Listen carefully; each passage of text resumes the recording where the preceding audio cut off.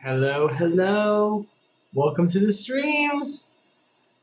Hi, I'm Icarus, and these are the streams. So, today is our deep dive lore day. Here we go. So, we've gone all the way through Kingdom Hearts in chronological order. If anyone doesn't know, this is part of a project called the Kingdom Hearts Chronicles I'm trying to do. It's basically I'm going through all of Kingdom Hearts in chronological order, everything that's out right now.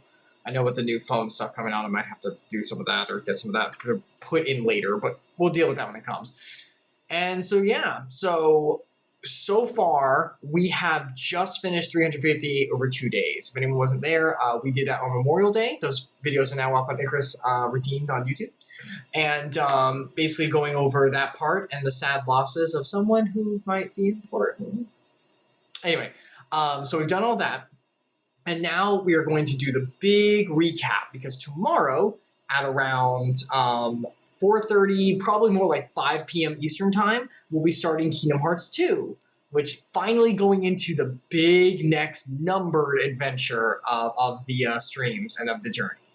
But before that, we need to make sure that we are caught up to everything that's happened so far because more of all of the stuff coming out is going to be important. All of the story threads, all the characters, they're all going to be important going forward, including some of the older stuff way back when. So today, we're going to be going through my wonderfully set up PowerPoint, which I worked very hard on before my test studying started, in order to understand everything that happened in Kingdom Hearts from the beginning of as far back as we know from chronological order all the way through 358 over 2 days. So a couple rules on that. This is just going to be a big explanation. I have a PowerPoint. I'm going to go through everything. If you notice anything I missed, feel free to shout it out or anything like that. I'll try to include it or fix it where I can. I'm covering the most important parts I think that I need to. There's some stuff I've been pointing out that might be important here or there, and I'll make mention of it, but I'm trying not to bog everything down. That being said, the 2 new additional areas I added for this time, Chain of Memories and 358 over 2 days, I did make a little longer than they should have been. I was a little more detailed than I needed to be. So I'm probably going to dial those back next time whenever we go over it for the before Dream Drop, which will be the next time we do it. But I'll work with that as we go. So basically, we're going to be going through in order. Once again, add anything you may have noticed. Feel free to write it in chat, and I'll try to mention it. However, we are going in chronological order. Not in game release order, and that's very big, especially where we are now. Kingdom Hearts 2 came out before 358 over 2 days and Birth by Sleep, which we'll be covering as well. But we have not gone through it yet because chronologically it's later. Therefore, please do not mention anything that's going to happen in Kingdom Hearts 2, or obviously Dream Drop, recoded for what it's worth, and 3, obviously 3. Going forward, because we have not done those yet. And I know that technically they came out first, but we're not there. We're going chronologically. It's like Star Wars. I know episodes 4, 5, and 6 came out first, but if we were going chronological, don't talk about Luke yet. We aren't there, so it's kind of like that. So we'll be going through as fast as we can. I'll try not to take too long on anything. I have like a bunch set up. This will take a little bit of time, but I'll be putting this on YouTube as well, Icarus Redeemed, so it can always be watched for like for what's it called? For comprehension and everything. So yeah. All right. So without further ado, we go on ahead and get this up, and let's go on ahead and get started, shall we? Okay. So let me go on ahead and get this up. Get this up, and boop. All right. So our journey begins. Oh boy, here we go. First, actually, hold on. Let me make sure. I'm so sorry. Because I want to make sure that there is no issues. Because I don't want to get halfway through the explanation and realize, oh my gosh, no one can hear me. Or, oh my gosh, there's an issue or a problem. We just make sure. Problem. Okay, I can hear myself. Good. Okay, we're good to go. Look, I have to make sure I check my own stuff because I don't really have anyone else who does that super much. So I got to make sure we're good because I do not want to get through the whole thing and then realize no one could hear you. Oh, that would be awful. It'd be Deltarune, but even worse. Okay, so First off, way back when, we're going to go far, far back in the past. Before Sora, before our sweet smiling boy, before Ventus or Aqua, beautiful, most beautiful of all time, before anything. All the way back to Kingdom Hearts Union Cross. These games took place on the phone because, of course, the most important deep lore that we will definitely need to know for later based on Kingdom Hearts 4's small little trailer we got. By the way, don't go watch that if you don't want to be spoiled. If you're coming along with us, if you want to, go ahead, but don't watch it yet. That's just so much spoilers compared to where we are. But of course, the most important stuff's on the freaking phone. Anyway, so Union Cross was a game on the phone. So basically, our story begins a long time ago. Back whenever the world was one, when it was a big W world, where all the worlds of Enchanted Dominion, like Sleeping Beauty, Dwarf Woodlands, and like Snow White, Atlantica, Ariel, and all that, all of the worlds were located on one big Pangea-like continent. And the continent extended as far as your imagination would let it go. Anything, any place that you can imagine could be found there. All kinds of wondrous lands and amazing landscapes and interesting people. All kinds of things could be found. There was a world of fantasy, but in reality. And the worlds were connected to the futures of where they would be, because the worlds existed as they would be and as they could be in the future. So this magical land was expanded throughout the whole area, and it was the land of the world of the light. And all the people who lived there enjoyed the light, enjoyed like the worlds, be able to go between them and just talk, and all over peace, kumbaya, great stuff. In the center of this land, you can see my mouse, so I'll go ahead. Center of this land, there lied a giant tower called, oh my gosh, I'm messing up all the terms now. Oh no, I should know this. Come on. It's not Daybreak Town. I think it's Daybreak. The Tower of Daybreak, I think. Oh my gosh, I should know these terms. I'm sorry, it's been a long time since I was saying this one. But it was a giant tower, and at the top of the tower was the individual who ruled over this land. This guy right here. And he was known as the Master of Masters, or Mom, as we call him. Good old Mom. He was an individual who had great amounts of wisdom and power, who ruled over the land and took care of it.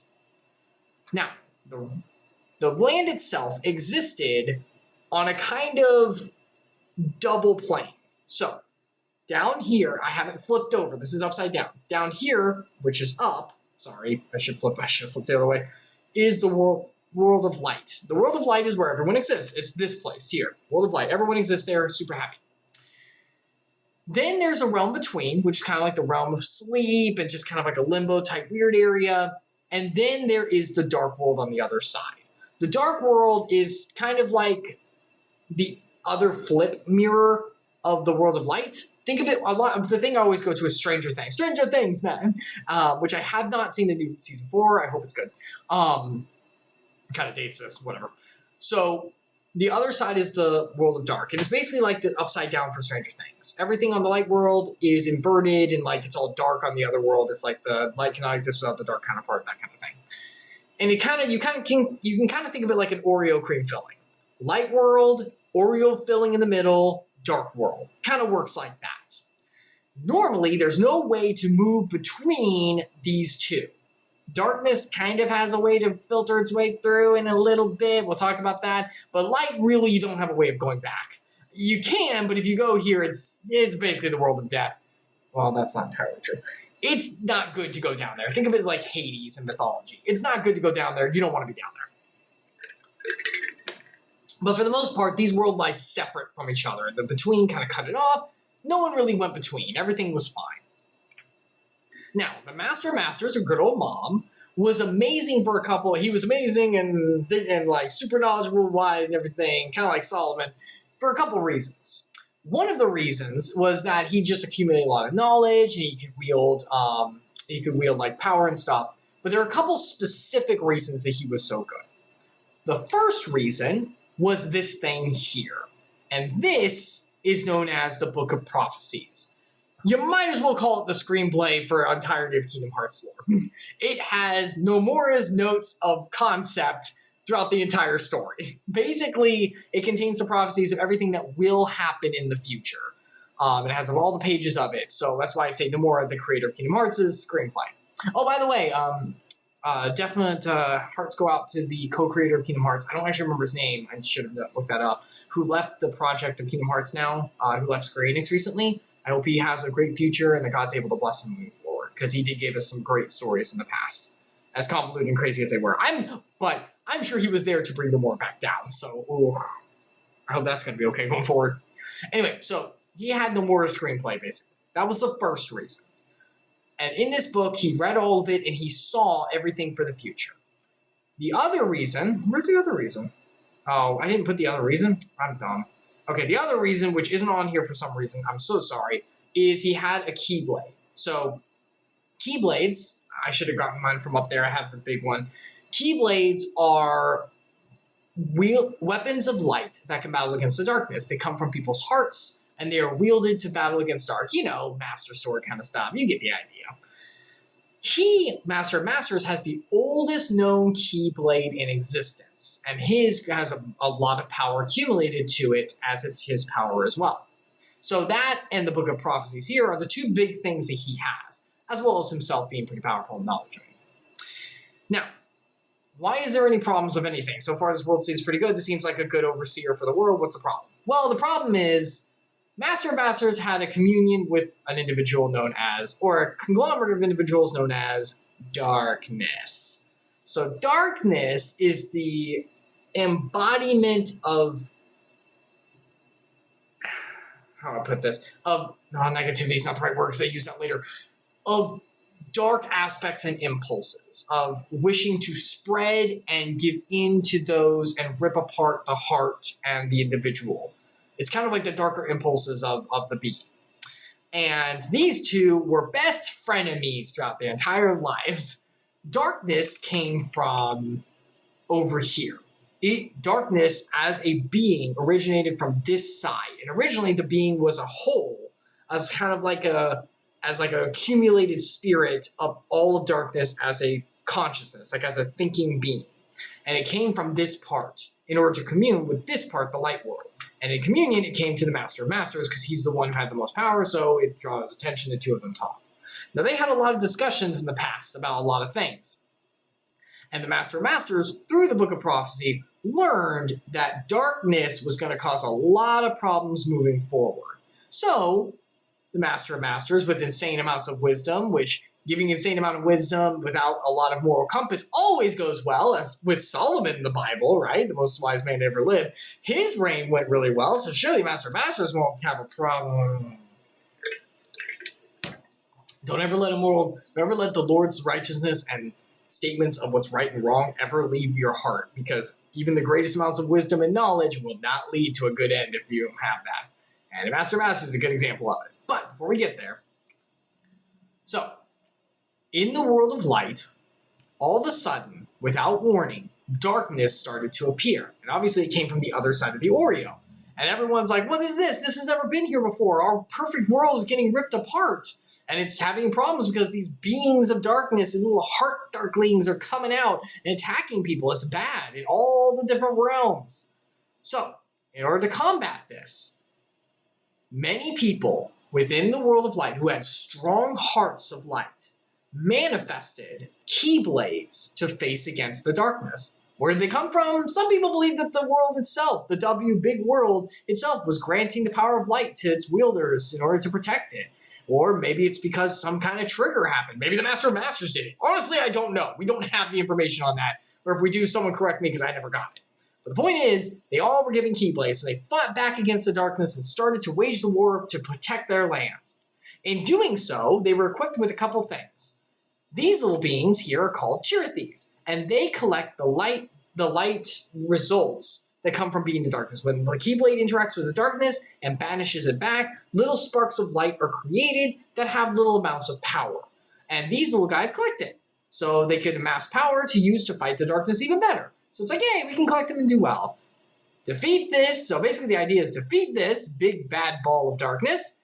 collect these, the little light sprite things that come out. They're called Lux, but whatever. And totally don't fight each other because the darkness is what we're after. These guys, we're fighting these things. That's all that matters is this big bad glob. Not each other because we're together and that's what matters, right? Just this. Not each other, this. Totally good. Totally won't go negative. So, in order to, and during the phone game, whenever you would play, you would create a character. You would be an individual within the realm, and you'd pick one of the unions to go to. So the Master of Masters, the big, the guy with the cloak, he had 5 different underlings, disciples. And he gave each of them like an animal mask, and they each had like different aspects about them, and he gave each of them a role in order to lead the people moving forward against the darkness. So you would pick one and then go with that union to kind of do a friendly competition of seeing who could collect the most little like sprites of light and defeat the most darkness. And let's all fight against the realm together. So, seems pretty good. Everyone worked together with unions. Problem is, it didn't go super well. So what happened was the Master of Masters, the guy with the cloak, after he developed these unions and got everything going, he bailed. He jumped somewhere else out of space and time and just peace. But before he left, he gave all of these individuals here, all of his disciples, the leaders of all the unions, a piece of the book of the book of prophecies, enough that they would know, hey, what I saw is that in the end of all this darkness, there's going to be a Keyblade war where everything goes terrible. There's going to be traitors. It's going to be bad. So you guys need to prepare for this. And bye. And just peaced out. So he left them with that kind of ominous information and left. So each of these were also given a specific role in order to accomplish that none of the others knew about. Because, of course, why would open communication be used? Once again, wisdom not applied, guys. Most of these roles were not super important. This guy was like to weed out the traitor. He was to weed out the traitor. He was like to support this guy who was the leader, but then he got kind of jealous. This one was to kind of oversee but not interfere. But And basically, because there was no communication or an infighting, all of the unions, as well as all the union leaders, started to betray and doubt each other. And because of the doubt that was created, the seeds of doubt were planted, which sprouted darkness within themselves. They brought the darkness onto themselves because of their own like terribleness as individuals. And you would say, well, humans would never bring darkness onto themselves, right? Let me hold on. I need to get something up for this. I really should already have these up, but I'm going to get it up anyway.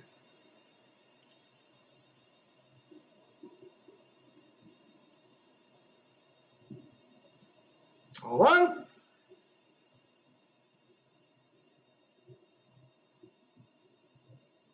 Jeremiah 17:9 in the Bible. The heart is deceitful above all things and desperately sick. Who can understand it? So we humans are, and I think history has shown, oh, you're telling me that these leaders all started to have small aspects of doubt and then start to lash out at each other and create the very darkness they were fighting against in irony?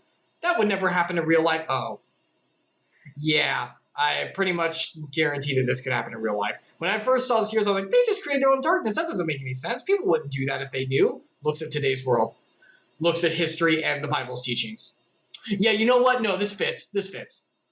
And so, because of human depravity, as we all have, these individuals started to fight against each other.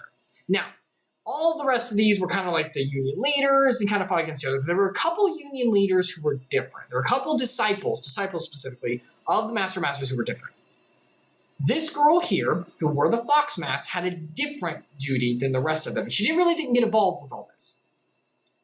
Her duty was to find some of the most pure-hearted, not necessarily strongest, but pure-hearted and strong of heart who resisted the darkness, didn't give in to selfish desires, and had bonds of communication and friendliness. Whenever things are pure, whenever things are honest, whenever things are good report, think on these things, the Bible verse about it, in order to create her own little special union within her own, which is called dandelions. These would be the people that would eventually be sent forward into the future, moved away from the darkness once it collapsed the entire Big W world in order to have hope for the future. She was basically creating the insurance plan for whenever all of this fell through. Once again, the Master of Masters gave her that idea. The other disciple was another man by the name of Lushu. I don't have him on here, but he was another one. You have these 5 and one more named Lushu. He also wore a black cloak like the Master of Masters. He was given a very specific duty. He was given a box, this box here, which contained who knows what, but the Master of Masters said it was very important and never, ever, ever, ever, ever open it. Those are your 2 rules with the box. It's very important and don't open it, which means it's going to be open someday as we know. And the other thing he gave him was his own Keyblade, the Master of Masters Keyblade. This is it right here, that super old, powerful one.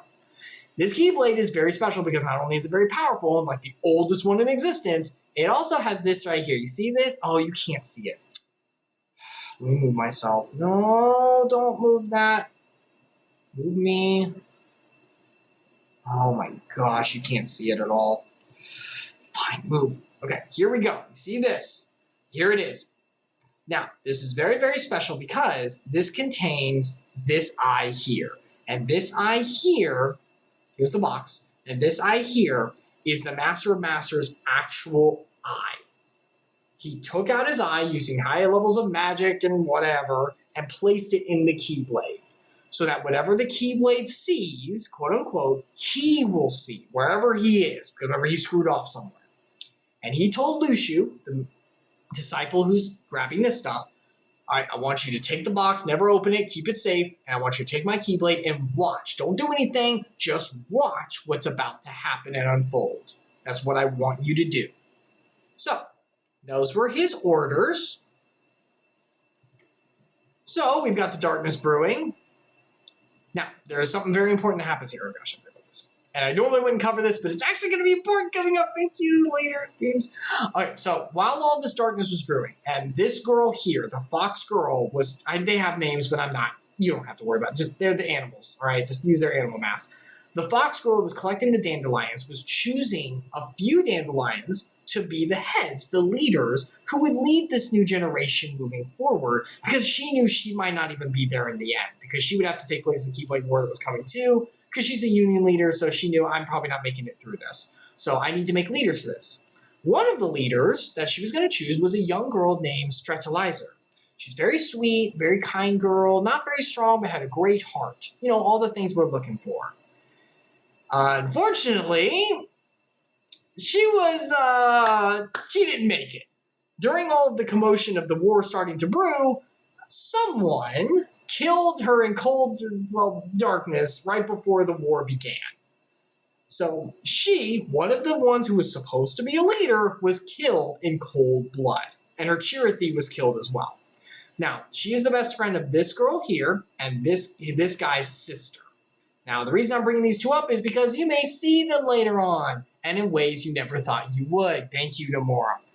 So these two, who were also Keyblade wielders, this guy was going to be a leader as well, and he will be in the future, and this is their best friend. So, just a little tidbit. I know it seems kind of like a, why are you bringing her up? Just hold on to it for a take it, put it in the black box like Lushu, and hold on to it for a very, very, very long time. So, the Keyblade War happened, and they all fought against each other. And while they all fought and killed each other and all their lights faded, Lushu was just here chilling at the end of the world going, okay, you see it, Master? You see it? Okay, yeah, you see this? All right. So the darkness that they created within their own hearts against each other, battling the darkness that had been seen, was now what caused all of them to face each other and fall apart. So they all fought. All their light that they had in their hearts amalgamated together, left their bodies as the spirits left, and Kingdom Hearts was summoned. Kingdom Hearts is... it's still nebulous even to this day. Kingdom Hearts is basically the culmination of all hearts. It's like the key to everything. And whenever it appears, you know crap's going down. The reason it appeared this time is because all of the strife, all of the discord and the darkness and the light clashing, with the darkness under the light, with it clashing and everyone dying, formed Kingdom Hearts. And because of all of this discord, Mushu pieces out, by the way, and the worlds are now broken. Everyone happy? Everyone happy with what we did here? The very thing you were supposed to protect, you have now shattered because of what you've done. So, because of the Keyblade War, and because Kingdom Hearts was summoned, all the big world, the big continent, Pangea world, all the darkness infested it, and it broke apart into little smaller worlds, little islands, if you will, in the darkness. All of this here, all between these worlds, is nothing but darkness. And all of this darkness cannot be traversed by anyone who doesn't have a special means of doing so. The dark beings, the little things that they were fighting against that were attacking people's hearts, they can go they can go between all they want. But normal people can't do it, so everyone's stranded on their worlds. And as they started to live on their worlds, stranded because of what happened, the legend of the Keyblade Wars started to die off, and people just started to acclimate, as people do, forgetting the old history of what happened, and just kind of getting, sequentured in their little worlds. So, that is how the big world has become after everything has occurred. It still is to this period where we even are in the future. But what about those dandelions, right? The people who were supposed to be sent forward. Not everyone fell. They were safe, right? Well, they were. What happened was the leaders that were chosen came together at the Keyblade Graveyard, which is where the Keyblade War took place.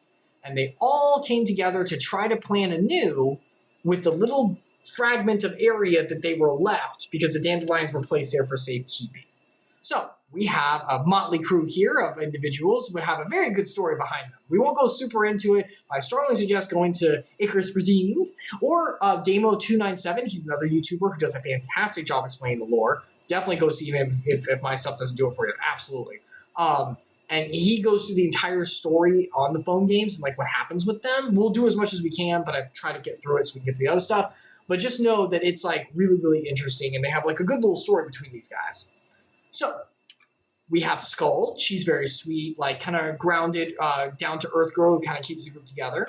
Ephemer, the kind-hearted, empathetic leader who does his best to do what's right.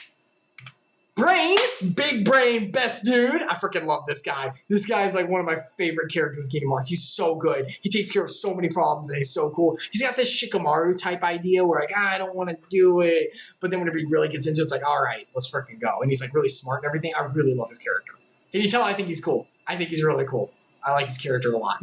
So, then we have Ventus, this little boy with a lot of light in his heart, but is kind of a little klutzy, but he's doing his best. He's important for later. Remember him. You might see him again. You will see him again if everyone's been here. You know what I'm referring to. And then Laurium. Remember, Laurium was the brother to this girl. Oh, I'm covering it again.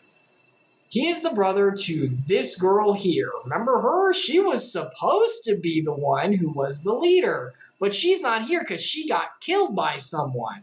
By an imposter before the Keyblade War started. Speaking of imposter... Oh, shoot, that's right. I'm always covering something. Fine, I'll be down here. Sorry, Skull. I'm going to cover your name a little bit. The new union leaders appeared, but there is an imposter among one of them. Darkness, before the world fell apart, jumped into one of these people in order to hitch a ride to make sure that he was able to take care of the little sparks of light that were left in the dandelions. Oh no, you guys aren't getting away. And he's also the one, whoever this darkness possessed, is the one who killed Stretalizer, his sister. So that might come up. So the new union leaders were placed in a digital space. Let me make that clear about what that is. So this area here is where they live. Does it look familiar? It should, because this is the world that has existed in one big Pangea-like space. But it's not real. You see, a digital world was created where the dandelions were placed for safekeeping. It was placed in this little digital pocket space, between the light and dark worlds, that little space cream filling in the middle of the Oreo. It's more towards the light section, but it's still in there. It was placed in there. All the dandelions were placed in there because when the darkness happened and the world spread, they had to find a place to sequencer and make sure they were safe. All of the individuals in these worlds went to their worlds. Like, their worlds got broken off and they're over there. But the dandelions had to be placed in this little spot because they couldn't just fly out because darkness would grab them because they're Keyblade wielders, so they're going to get grabbed. So they couldn't do anything about that. Why is that not? I'm not sitting up as high as I thought I was. Anyway, so they're in this data space. And within the data space, everything got reset and they basically lived their lives as they did before. Going through their days, being able to talk with each other. But unfortunately, darkness shows up again, which is part of the simulation. All the Keyblade wielders who are left re-get their Keyblades and fight for Lux, and everything starts anew. Everything's back again, but in a fake data world this time. But this time, there's no war. The individuals don't have the unions like they did before in the same way. There's no union leaders. Everyone's just fighting against the darkness and going about their days as best they can. So there's no war or envy or bitterness there. So surely this time everything will be cool. They're locked in a data space, which isn't super great. I mean, we wish they were in a real area, but at least they're not fighting each other and they are safe. So that in the future, maybe they can find a way out and get themselves something else. Unfortunately, glitches started popping up in the simulation because, of course, nothing can go right because No More is writing this. So glitches started to pop up in the simulation of the world, and people started to go missing and have issues. So the world is still doomed, just a new way. Instead of the big Keyblade war, the glitches are going to run the simulation rampant. So in order to help with this, you, as the only survivor, your character, remember you created a character, you were the sole survivor of the Keyblade War. You go with Ephemere, the leader here, the sweet, empathetic boy, to investigate the glitches and put a stop to what's going on. Now, after the glitches happen in this whole situation, there's a bunch of things that happen, all kinds of crazy situations and things. There's a whole story for these guys, which is actually pretty good. But I'm not going to go through everything. One of the only things you need to know is that this boy here, Ventus, turns out he was the imposter. He was possessed by darkness to kill his sister. But after coming together and Ventus apologizing and saying, I'm sorry, I didn't mean to, blah, blah, blah, and trying to fight back, this guy forgave him for killing his sister and they're all okay. So after all of that was happened, Ventus, his light was removed from the darkness, and he was just a being of pure light now. So that's important too. But point is, he fought off the darkness, but things are still falling apart. The whole place is falling apart. Simulation's dead. We got to get everyone out of here. The ship is sinking. We're going down. But in order to get out, they had these lifeboats, which is what you see here. These are pods that shoot people into the future, as long as there's a spot where they could be at that time. Time travel is stupid in Kingdom Hearts. And my gosh, we'll get to that later on in this. I hate time travel. Once again, if anyone has not been here before, this is an author note from me. I'm not an author of anything huge. I am working on some stuff, but just take it from me. If it is not the central aspect or function of your story, like the central power or thing you're focusing on, or a central one, do not touch time travel, please. It makes everything convoluted as crap and fall apart on itself paradoxically. I beg of you. Anyway, that's a personal thing. So, these pods are lifeboats, and they will shoot people forward to the future based on where they can be. Unfortunately, one of these pods was broken. It involves Maleficent and stuff. I'm not worried about it. I don't think it's super important. Point is, it shot her to the future. She used this one, so this one's gone. This one's broken as well or gone, so there's only 1, 2, 3, 4, 5 left. 5 pods and 500 dandelions or something. So obviously not everyone's making it off the ship. So in order to preserve the most light as possible and do the best they could, the leaders decided that based on Big Brain here, him getting everything together, they would send the leaders plus her, which was Stradlizer's best friend. Remember her from from the past because she showed up. She was right place, right time. Okay, you're here. You're good enough. All right, we'll send you two. All the leaders plus her into the future. Brain, being the amazing G that he is, decided to stay behind to get them all, make sure everything went without a hitch, and see if there's anything he can do about the sinking ship. Brain volunteered himself to end out. So, one by one, odds go to the future, very delicate mystical stuff. Last hope of the dandelion stabilized the future. And one by one, they all were shot off. However, Brain was left behind, but he was approached, I know you've seen this man here the whole time, by this man. This man was Luciu, remember? The Master of Masters apprentice, or disciple, who was told to hold the key, hold the box, and just sit there, don't do anything. Well, Luciu thought, you know what? I'm sure Master of Masters is a weird guy, he's very eccentric, but I told him not to get involved. Maybe he meant to get involved. So he went down to Brain and said, okay, you're on a sinking ship here. I can get you off if you'll come with me. And Brain, with nothing else to lose, he already shot everyone off. All the other dandelions are screwed. They're just going to be stuck in the simulation. All right, fine, I'll go with you. And so he disappears with Luciu. Where does he go?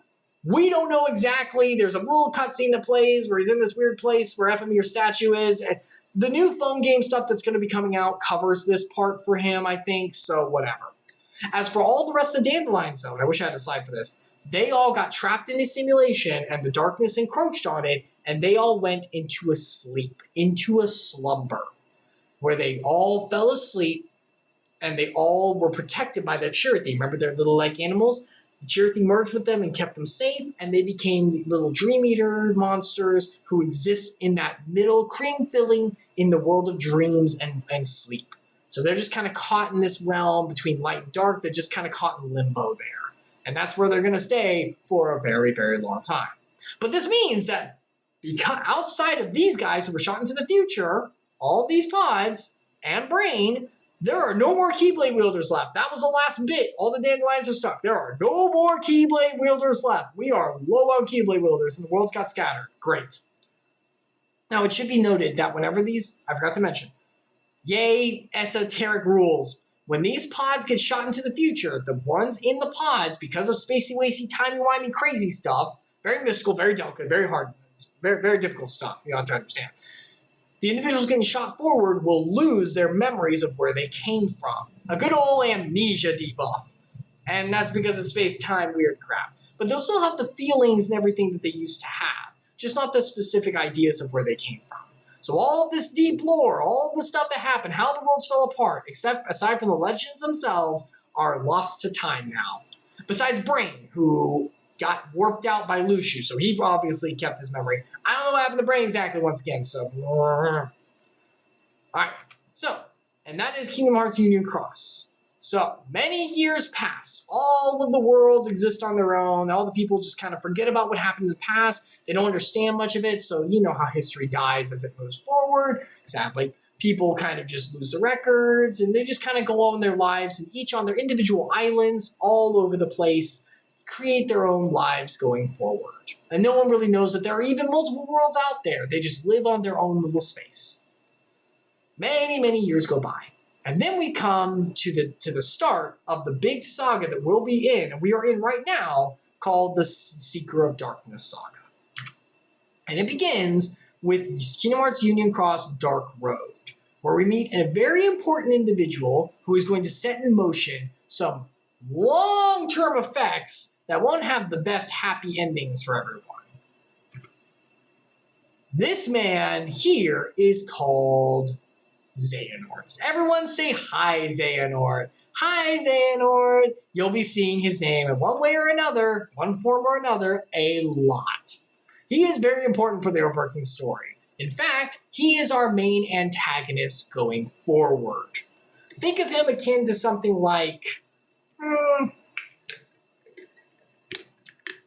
Darth Insidious from Star Wars or something. Like, we're talking the big bad. But he's not there yet. In this part, he is a young man. And besides the Master of Masters, he will be the guy who sets everything in motion. So, this man grew up on a small island with sunsets and beautiful waters, but was very, very small. And he just yearned for something out there. He always knew that there was something out there way forward in the future. The truth is, and this is where the convoluted stuff starts. I'm so sorry. You're just going to have to accept this. I'm not going into exactly how. The player character in the phone game that we talked about, where the worlds fell apart and all that stuff.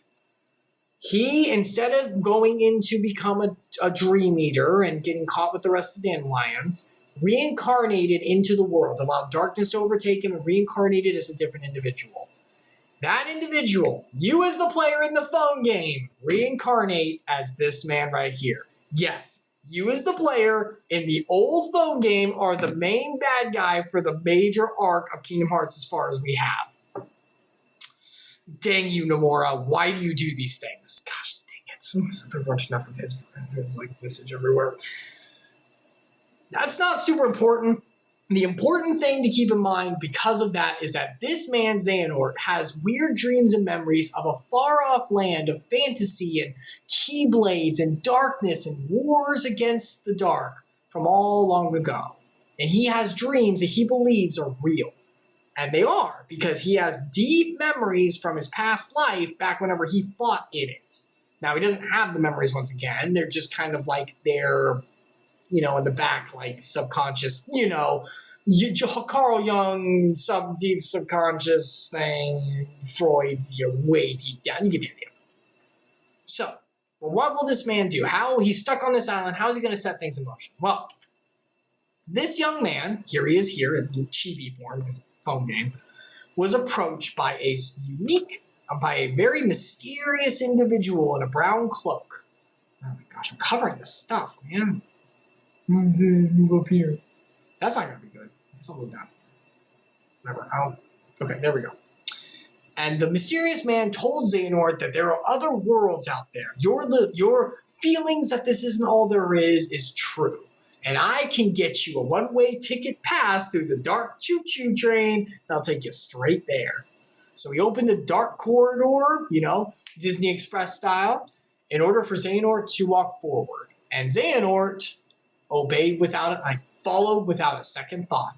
He made his way through the darkness, taking his path, before he wound up in a beautiful, serene location called Kala Adstrium or something. I don't remember exactly what it's called. But he got warped here. And when he got warped here, he met a young man named Ericus, a young Keyblade wielder who was being raised on that island in that place in order to fight against the darkness and to learn about the Keyblade War and all the old things. And the two of them became good friends who will never fall apart or have any issues with each other. See, I wrote it right there so you know it's true, because Nomura totally wouldn't pull them apart. Anyway, both Ericus and Xehanort trained together at a school. And there they learned with all these little people and this teacher here how to wield Keyblades, how to go between the worlds, fight against the darkness, the dark beings called Heartless, which are little fragments of darkness that split off and attack the worlds every so often and move between the worlds in order to fight back against them with the lights that they have. How do these people have Keyblades? Well, we know that Xehanort has a Keyblade because he used to in the past, because remember, he was a Keyblade wielder back then. The rest of these, I think this guy here, their master, had a connection of some kind. Maybe he's Brain. Look, I'm not here to theorize. I'm here to say what we know. We don't know exactly. I'm sure there's more information, but I did not play this phone game, so I'm getting the most I can. Point is, they all had Keyblades and are fighting against it. They played chess here together, Ericus and Xehanort, and talked about the finer things of light and darkness and whether the Keyblade War was real, which he literally was a part of back in his past life, so it's funny. And the class for Keyblade wielders took place there. So, unfortunately, and this is a big time skip, a little bit of a time skip here, and we don't all, this part of the story before this is coming out in the phone games as well, but I don't care. Basically, all of their friends, including their master, bit the dust. So that's fine. Why is there so much loss in this? What the heck, Nomura? So, because of the losses, hold on, Xehanort and Ericus decided to go their separate ways. They had a little bit of falling out because of the despair and the stuff that happened. And so Ericus decided to go his separate way, and Xehanort decided to go his separate way, exploring the worlds and trying to find his own way of fighting against the darkness. Ericus was made the next master to pass on Keyblade teaching, and Xehanort is a master, but he's like, I'm not going to do that, I'm going to go find my own way. Now, during Xehanort's travels, I don't have this on a slide, I really should have, I'm sorry. These are older slides, I tried to include as little as possible. Back in his travels, Xehanort ran across a very interesting hooded man who spoke in eccentric ways about the darkness with new ideas. Anyone want to guess who that was? Yeah, the Master of Masters showed up. Apparently he shot himself in the future when that would happen. And he gave Xehanort, we don't know if he didn't give him his Keyblade because Luciu has it, but Xehanort got a hold of Master of Masters Keyblade. You know, the one with his eye on it. Xehanort has it. And the Master of Masters also gave Xehanort a cloak of darkness, the same one he wields, which can ward off darkness so that Xehanort can go walk the realms as much as he wants and be fine. And he told Xehanort, you won't need that cloak one day because your heart's going to be incredibly resilient and powerful. You'll be able to wield the darkness, I'm sure. And Xehanort's like, yes, I will. I'm going to be awesome. Master of Masters like, oh, not me, though. I'm a scaredy cat. I got to keep mine on at all times. I love Master of Masters' personality. He's like that whole, you act like a bunghole, but you know so much more than you let on. So I'm interested to see where that goes. Spoilers, you don't see a lot more of it. Where we're going to go, he's pretty much disappeared at this point, but we might soon. Anyway, I'm not going to go into that. So Xehanort goes on his quest to find a way to conquer the darkness. Many more years pass later, and people continue through their life, blah, blah, blah, blah. Ericus goes and develops a school to teach Keyblade wielders a new generation of them, and the worlds continue, blah, blah, blah. That's whenever we enter the first game, no more of this crap, game of the series in chronological order. Kingdom Hearts Birth by Sleep, where our, sorry, I just ate before we start, where our beautiful, amazing, immaculate, beautiful, best waifu Aqua shows up. Speaking of Aqua, I'll get some more water. So, Birth by Sleep takes place years after that, and this takes place 10 years before Kingdom Hearts 1, the game that most of us started with. So keep this in mind. This takes place 10 years, 10, before Kingdom Hearts 1. So, we see Xehanort. Yep, this is the boy. There he is. This is our boy. Remember our rooster-headed boy? Now an old man, promoted in power and a master of the Keyblade and light and darkness. So Xehanort has a plan for fighting against the darkness because he believes that Kingdom Hearts holds the key for defeating the darkness once and for all. He knows darkness can't be truly defeated by just fighting with it with light. We need a more permanent solution. If I was able to access Kingdom Hearts from the Legends, I would be able to harness its power and do something with it to stop the darkness for good. In order to do that, I need to cause a clash to get it to happen. I need a Keyblade war like the past, or I need some kind of clash like it. So, he wants to get this. This here is the key. Oh, God. Thank you, Nomura, for your wonderful terms. I love the symbolism, but you're killing me. This is called the Keyblade. Aren't they all called Keyblades? Yes, they are. This is where it gets stupid. It's called the Keyblade, but it's spelled X-Blade, because the X is the Greek letter standing for key. And it's instead of used for like Omega or something like that. It has symbolism to it. The point is, this is a very special Keyblade. And if you have this Keyblade, you can access Kingdom Hearts. But you have to make it. And the only way to make it is a couple ways. This is where things get a little... In order to make it, in essence, you have to have a huge clash of light and darkness. Purest of light, purest of darkness, clash against each other in a specific way to get it to proc. And there are a couple ways you can do that. You have pure absolute light clash with pure absolute darkness. You can have a massive light that, isn't perfect, but has a mass of it to make up for the purity with a massive darkness clash. You need to have that clash to get the stimulus to happen, to have the chain reaction to make it. All right? So that's what he's going to try and do. There are a couple methods to do it. This is method number 1. Well, kind of, yeah. So In order to do that, he finds this young man here. Does anyone recognize this young man? You might want to recognize him because he's Ventus from all the way back before the worlds fell. Remember him? He was one of the Union leaders. He was the one possessed by darkness, actually, and was shot into the future. Ventus is shot into the future and loses all of his memories, but he can summon a Keyblade because he used to back in the day. So he can summon it now. He doesn't exactly know how or exactly how it works fully, but he understands he can do it. Xehanort sees this and goes, "Oh, that's important. You can do that right off the bat. Okay, you're my guinea pig. I need you." And he finds out that Ventus's heart is unique because its light and darkness are already pretty separate from itself within. Usually within a heart, light and darkness are kind of collaborative, the good, the bad, the flesh of the sin and the spirit, biblical kind of stuff too. But Ventus's is a lot more segregated. And that's because back in the past, remember, darkness took over him and he expunged it and made himself pure light for that bit of time.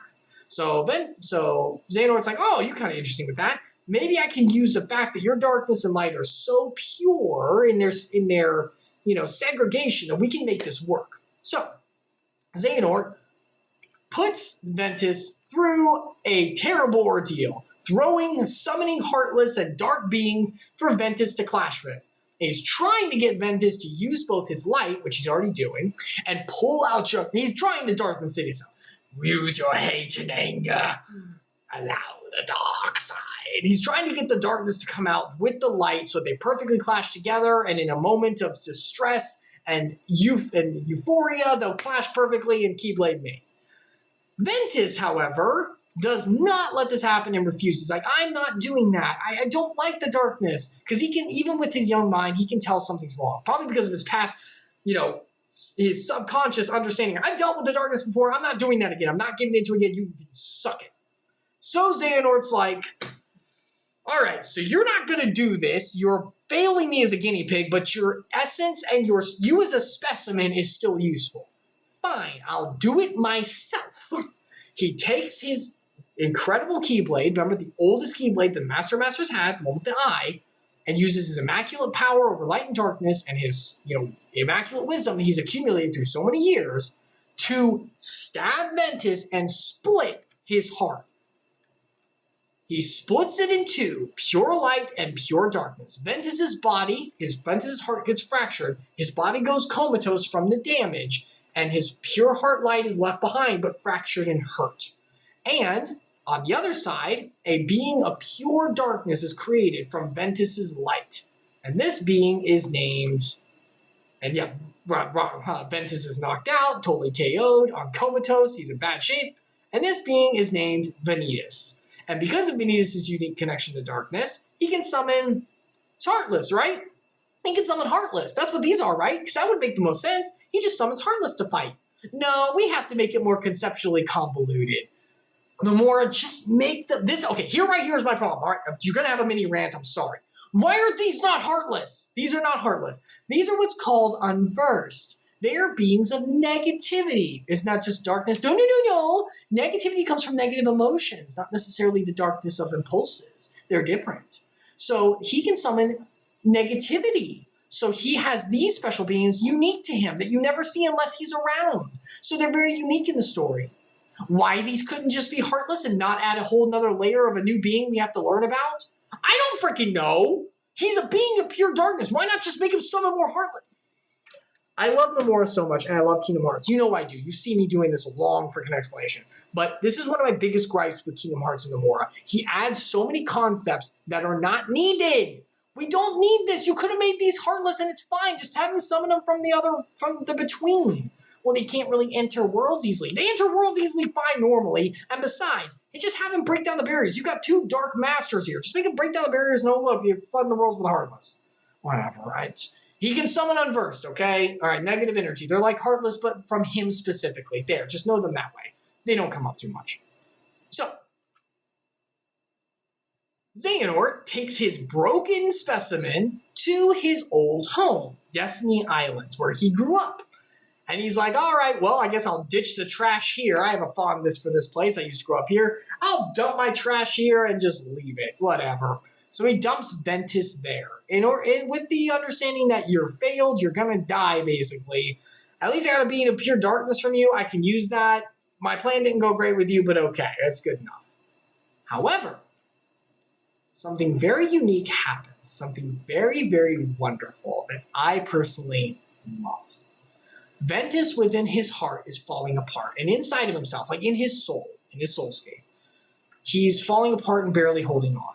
However, he reaches out and cries for help, asking for someone to help his broken heart, his literally broken heart. And he is answered by a newborn, pure little light. And this light calls to Ventus and says, are you okay? Like, he doesn't say anything because it's a newborn. It's a new child. It's a new being. But it's a pure light, untainted by the world yet. And Ventus asks, can you help? And the light responds in kindness and uses some of its light, its newborn light and love, to fill Ventus's heart and mend what was fractured. And Ventus is stabilized. And now the two of them, a newborn heart and Ventus, have a connection. Why is this important? Well, this newborn heart that just came into the world that communed with Ventus is none other than our smiling boy, Sora! Even before anything else, he's already helping others, and I love it. One of the things you'll notice with Sora, and we're going to talk about as we go forward, is one of the reasons I love Sora as a character is not only is he's really kind and sweet and fun, and he gets even more like funny and goofy, but still in like a nice way as story goes on. I think he improves as a character as they write him more later. But one of the things I love him is he is one of the only characters I know in any fiction, and correct me, anyone maybe say another one that they can think of. He's the only character I know of in fiction, or one of the only, who every single one of his powers, not like the ability to run and jump and stuff, I mean like the special powers, Keyblade, light, connections, whatever, power of waking, all of it, everything he has does not come from being a chosen one or from some prophecy or because he was talented and brought up that way or legacy or like none of that. Every single power he has comes from his kindness and fellowship with others. Every single one. And I love that because biblically, reliance on God and worship of his word is what gains power. But on a horizontal plane, reaching out to others and giving hope and love is where true strength comes from. And that is something that Sora actually exemplifies in the story, and I really, really like that. And I really like it because Sora has his powers through reaching out to others, whereas Xehanort has his from manipulating others and taking and accumulating for himself. And we'll see more as we go, trust me. That metaphor, that parallelism, I don't know if Nomura meant it, but it's going to go so much more later on. I will tell you as we go forward. But just know, this little light that helped Ventus was Sora. And so Ventus is okay. Xehanort sees this and goes, he doesn't know exactly what happened, but he can see something commune with Ventus, and Ventus is stabilized now. And he's like, all right, hold on. You might not be useless to me yet. Okay, what if I took care of you, but I got to keep you separate from Vanitas, because I want the two of you to clash. Remember the dark guy, the one made from pure darkness, and Ventus, who is pure light? I need the two of you to clash, but you're not ready yet. You just came back from comatose. And at this point, Ventus is like a zombie. He can barely talk and stuff. So it's like, okay, you can't do crap right now.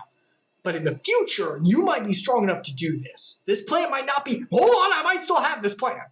So what I'm going to do is I'm going to take you to my old friend, Ericus. Remember the other one who was the Keyblade wielder who became the master? Remember his old best friend, his old bestie? He takes him back to Ericus and goes, Ericus, I found the Keyblade wielder. He doesn't know anything about his past. It's a terrible tragedy. I don't know what happened. Lying. Can you take him in? I don't think that an old bone like me could do it. And Ericus is like, of course. Like, I know we've had our differences in the past, but I can see you're turning around, Xehanort. It's good to see you, old friend. Absolutely. I'll take him in. And he takes him in. And so Ventus grows up in his new home with his new friends. And we get the first trio of the many we're going to see going forward. Because that's a common theme in what we're going to see going forward. We meet Ventus, Terra, and the most beautiful, immaculate, amazing, gracious, cultured individual, Aqua. And they all become best friends with a goal to become Keyblade Masters together. Because both Terra and Aqua can wield Keyblades too. How? They have the power of heart. Keyblades come from the heart. Technically, anyone with strong heart can get one, but sorry. There's a procedure for it. They don't really go into it. But the point is, these two were raised by Ericus, so they now have the power of the heart to be able to wield Keyblades. Great. All three of us will become Keyblade wielders together. So, the young and naive but kind Ventus, the loyal but brooding and struggling with darkness Terra, and the reliable, competent, beautiful, gorgeous, kind-hearted, amazing, cultured, just absolute angel upon earth, best mom, Aqua, who is one of the saviors of this series, and I love her so much, and you will love her as much as I do once you figure out how much she does for everyone. My gosh, I love you, Aqua. Top 3 waifu for sure. Also just like top female character. So, we join a couple years later, time passes, everyone trains together, and the Mark of Mastery exam happens. The Mark of Mastery exam is one of the ways, there's a couple, because of course there's a couple, it's one of the ways that a Keyblade Master can be chosen. A test is procured, the masters over the test to discern how things go, and then decide who's master material and who's not. So we've got Ericus here. Remember, he's the best friend from the past, and he's now, their master. He took in Ventus and Aqua and Terra here. And he invites his old, putting past old bygones, his old bestie Xehanort to come and oversee the proceedings, because Xehanort is a Keyblade Master too, and there are precious few nowadays. So it's like, you know what, Master Xehanort, we can be best friends. How I invite you? Xehanort's like, I'm touched, but I would love to bury the hatchet. Come see your students. And good old Ventus I left with you. I want to see how things are going. Totally not with any personal negative or evil agenda. No, I'm just here to help. So, they all show up, and the Mark of Mastery exam happens. Don't look at this as it's supposed to be here. I forgot to take him off until later. I'm sorry. These are old slides. So, they used to be besties, as we all know. So, the Mark of Mastery exam is done. But, the totally not evil, totally here for good reason, Xehanort, does a little bit of sleight of hand magic with a little bit of a noir tone. He does some dark crap and messes with the exam, because during the exam he sees this man, Terra, exude more darkness in his heart than the others. For going forward purposes, to help you guys understand, just think of Terra here as young Anakin. That will help a lot, because there are so many parallels there. Nomura, I know what you're taking from. And now that Star Wars is Disney, even more so. And think of Xehanort as good old Palpatine Dark. Have you ever heard the story of Dark Plagueis the Wise? He's gonna do a little bit of that later. So the exam takes place. Ventus does not participate. He's not old enough yet, even though he's technically the oldest Keyblade wielder here, besides technically Xehanort because of his past life, but you get the idea. But he's not ready yet. He's too immature. So Aqua and Terra take the test. Aqua, surprise, surprise, passes with grace and beauty, cultured wisdom, as we know. Terra, however, does not. He fails, based on the discernment of Ericus, who saw too much darkness in Terra during the exam. And Ericus hates darkness. Darkness is bad. Darkness is what took away my old master and our old friends. I will never let darkness come in. Isn't that right, Xehanort? Yep, darkness is bad. Yep, totally bad. Yep, I'm not using it for myself. Nope, terrible. Terra, I see you fail. That's too bad. And, of course, that was orchestrated by Xehanort to make him fail. So, after the exam, good old Palpatine pulls Terra aside and kind of does a little bit of, have you ever heard the story? It's not a story the Keyblade wielders of light would teach you. And basically says, hey, I see that you had a little darkness. Hey, this shit's okay. I know darkness can actually, I know your master, we're both friends. He's all against the darkness, but you and I know there's more there. And I think you have a lot of potential, Master Terra. Where's that Bible verse pertaining to flattery of the lips? Whatever. He uses the flattery of the lips as Bible verse about it. Go look it up. To goad Terra into, okay, all right, maybe I can like be a Keyblade Master still. I haven't failed truly yet. And so he's like, go see other worlds and learn to conquer that darkness of yours and use it, channel it. Don't just get rid of it. And so he goes off to go see other worlds and channel the darkness because there's these beings called Unversed. I wonder where those are coming from, this guy, attacking the world. So he's like, I'm going to go save them and learn about this darkness myself, too. So Vanitas, after so many years later, shows up in Ventus's room and goes, your friend went out and he's going to give in the darkness. A terrible fate awaits him. Bet you won't sneak out and go after him because you're too much of a baby kid to do anything. And Ventus is like, I'm not a kid. I can totally do it. And so he goes off without permission to find out Terra. Yay, impulsivity of youngins. I swear. So Ericus is like, Aqua, you are a Keyblade Master now. I bequeath that to you. Can you go keep an eye on the others? Can you do your job as mom of the group and keep an eye? And she's like, okay, go bring them back. I need to make sure they're okay. And she's like, all right, okay, great. But before she leaves, Ericus imparts to Aqua a few important lessons about Keyblade Masters, a few techniques that are very, very secretive and important. And one of them is going to be very important moving forward, too. So, Aqua goes off to find her friends. And this is where we have the main part of the adventure, where we go through Disney worlds, everyone goes and fights off against darkness, they all kind of go on their own. Ventus is chasing Terra, Aqua is chasing Terra and Ventus, and Terra is kind of trying to go through the worlds, conquering the darkness. Unfortunately, as darkness grows throughout the worlds, it becomes a little bit more of a problem. All throughout this adventure, Xehanort is feeding he tells other worlds about Princess's Heart and Keyblades to Maleficent. That's important because that sets up for Kingdom Hearts 1. If anyone ever wondered, hey, how does Maleficent know about the different worlds and stuff that are all sectioned off and about the Princesses of Light and Keyblades and stuff? That's because Xehanort told her whenever he's not supposed to because he's a bad guy, he doesn't care about that. So he incites darkness there and gets Maleficent to go off and start her plans because her plans are going to help his plans later. He also gives more wonderful advice. Let me tell you, you're here. Let me continue my story of Dark Plagueis the Way, and just tells more bad stuff to Terra. Terra's like, oh, okay, yeah, darkness, right? Your friends are not really trusting you. I bet that you don't need them. You just need darkness. Well, they are kind of on my back. So I think maybe you're right, because Terra's a simpleton.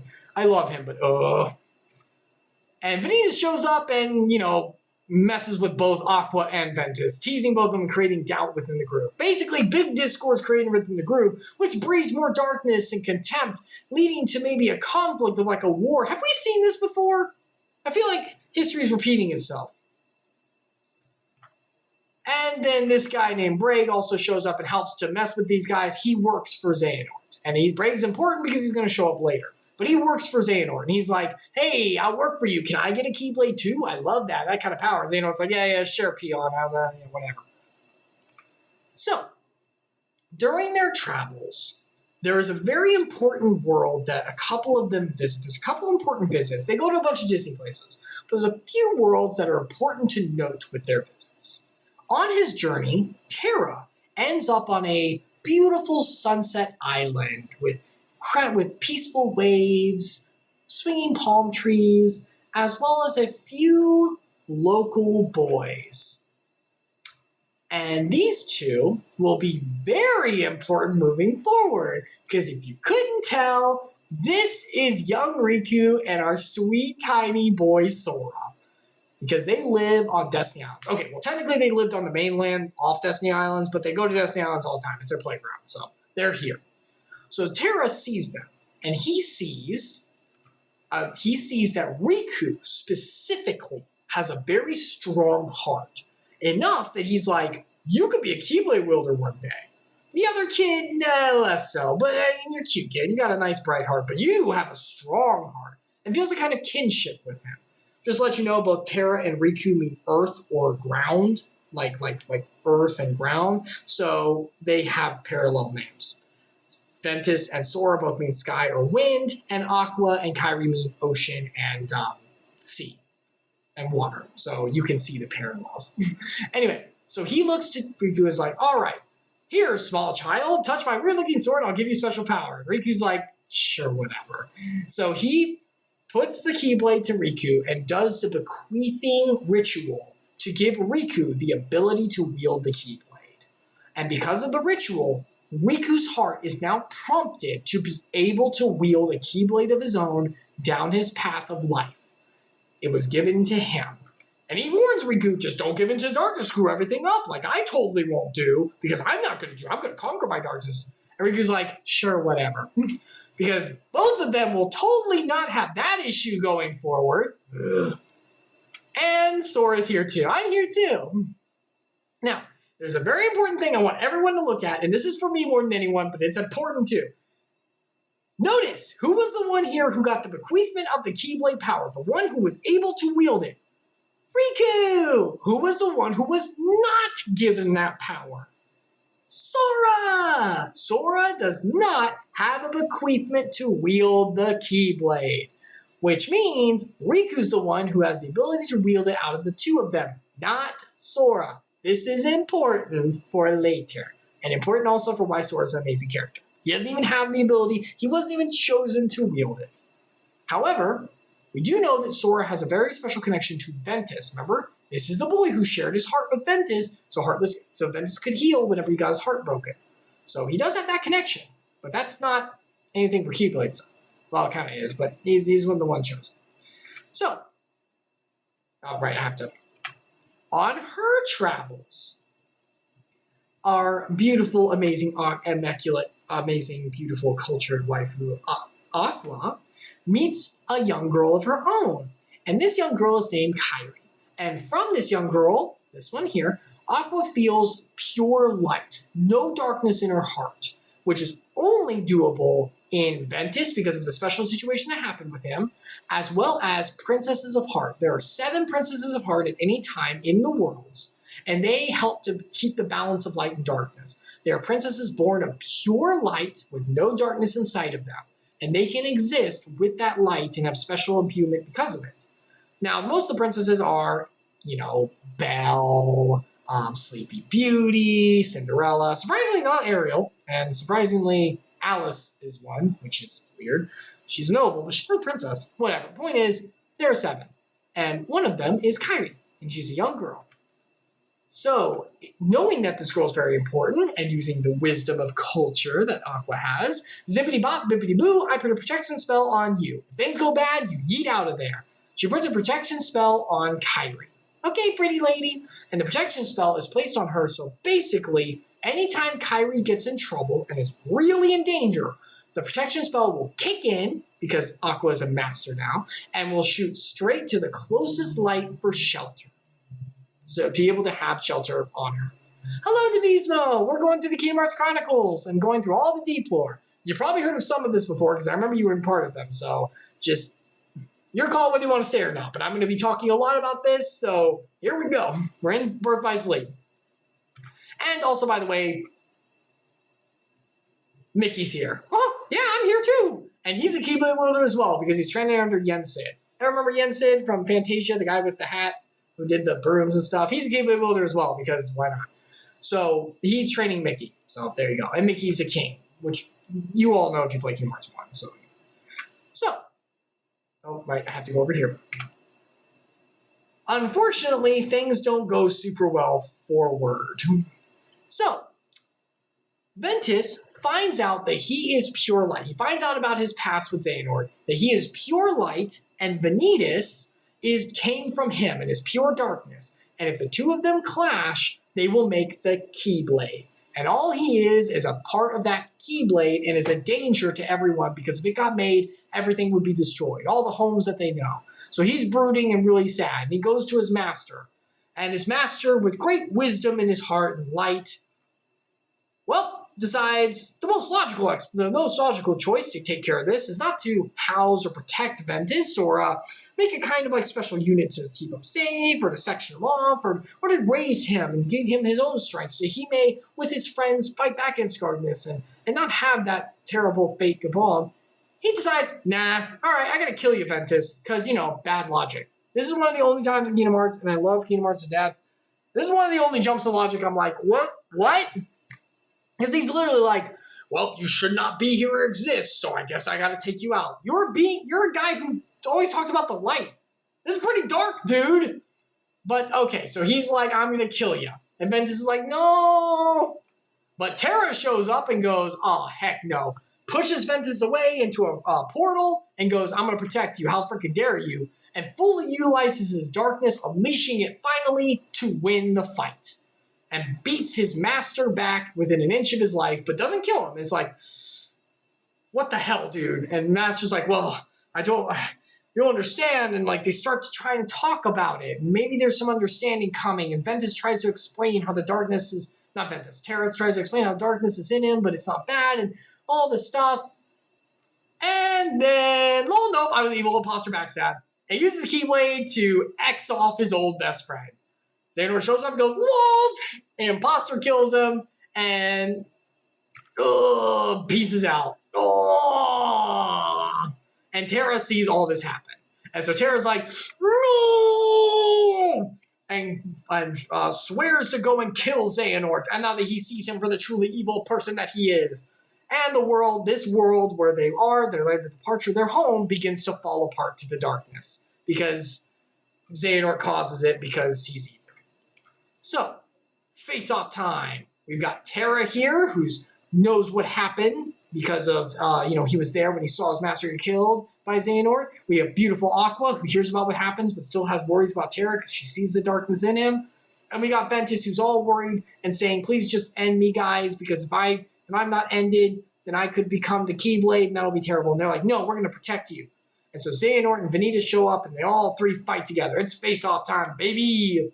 So, in their face-off, Terra and Xehanort face off together. And as they do, Kingdom Hearts is starting to be summoned because the light and darkness are clashing. So the Keyblade Graveyard is their location of fighting, and things are starting to go bad. Because remember, it was summoned there before, so now it's kind of being summoned a little bit again. And the trio is trying to get it to stop. So Terra fights against Xehanort and uses his darkness, as he did before, to fight against Xehanort and beats him back. And Xehanort's on the verge of losing with his old decrepit body falling apart. However, Terra unleashed too much darkness, and as we all know, our own flesh and our impulses, if we allow them to take control, based on psychology and biblical truth, will overwhelm us. And it started to. And that's exactly what Xehanort was waiting on. He sees his chance, he sees the darkness overcome Terra's heart, and he's vulnerable. And so, using his Keyblade, using the oldest of old Keyblade and his own skills, he takes his heart, extracts it from himself, and shoots it over into Terra. The hearts connect. Xehanort's heart overcomes Terra because he can wield the darkness where Terra can't and crushes it underneath submission, and Terra Nort is born. Xehanort pulls little spoiler for Naruto. You can listen with my hands down. He pulls what Orochimaru wanted to do to Sasuke. Look, they even have the rooster haircut mode. And takes over the body. And Terra's body is now inhabited by Xehanort. And Terra Xehanort disappears. Meanwhile, at the bottom of the giant chasm you see there is a two-pronged fight. Aqua and Mickey, who shows up to help, get held off in a forgettable battle to buy time by Break. He's just there to buy time and to keep Mickey and Aqua busy so that those two can clash. Because that was the whole point, to get Ventus, who has pure light, and Vanitas, pure darkness, to clash and form the Keyblade. And unfortunately, they do. And Devismo, you specifically remember that fight. That horrible, awful fight that took forever. That fight sucked. It is very hard and has some stupid pops to it because this guy disappears and reappears and it sucks. I hated that fight. That fight, the first part, yes, I did do it, but the first part has never been a problem for me in the past. The second part here always has been because it has reaction command parts that suck. So when they clash on the outside, Ventus's body is taken over by by Vanitas, and the Keyblade starts to form. And they just beat back Aqua and, Mickey, and they're like, oh no, Ventus. But inside Ventus's heart, he is still resisting, and with his pure light is facing off against Vanitas with an incomplete Keyblade. However, Vanitas is really hard to fight, and if anyone watched me do it, it is very difficult. Then Demismo can account. It was very hard. So he can barely hold on. And he forces the fight to complete the X-Blade, the Keyblade, with Ventus. And Ventus, knowing that if he does fight, even if he wins, the Keyblade's going to be made. And if he loses, the Keyblade's still going to be made. I can't fight. Fighting literally isn't helping. So, Ventus decides to make a different choice. The way you win is you don't play. Ventus, in an act of self-sacrifice, shatters the Keyblade by shattering his own heart and crushing it. And by allowing his heart to break, thereby allows the Keyblade, incomplete as it is, to break as well, and severs the connection between the two of them for that moment. And because of that, Ventus's heart breaks off from his body and he loses it. He loses his heart, he breaks himself off. And because he's a being of pure light, his heart leaves his body and goes off somewhere else. And his body, because he's a being of pure light, just goes comatose and goes just flat. And Vanitas is shot out onto his own who knows where. He's like, no, dang it.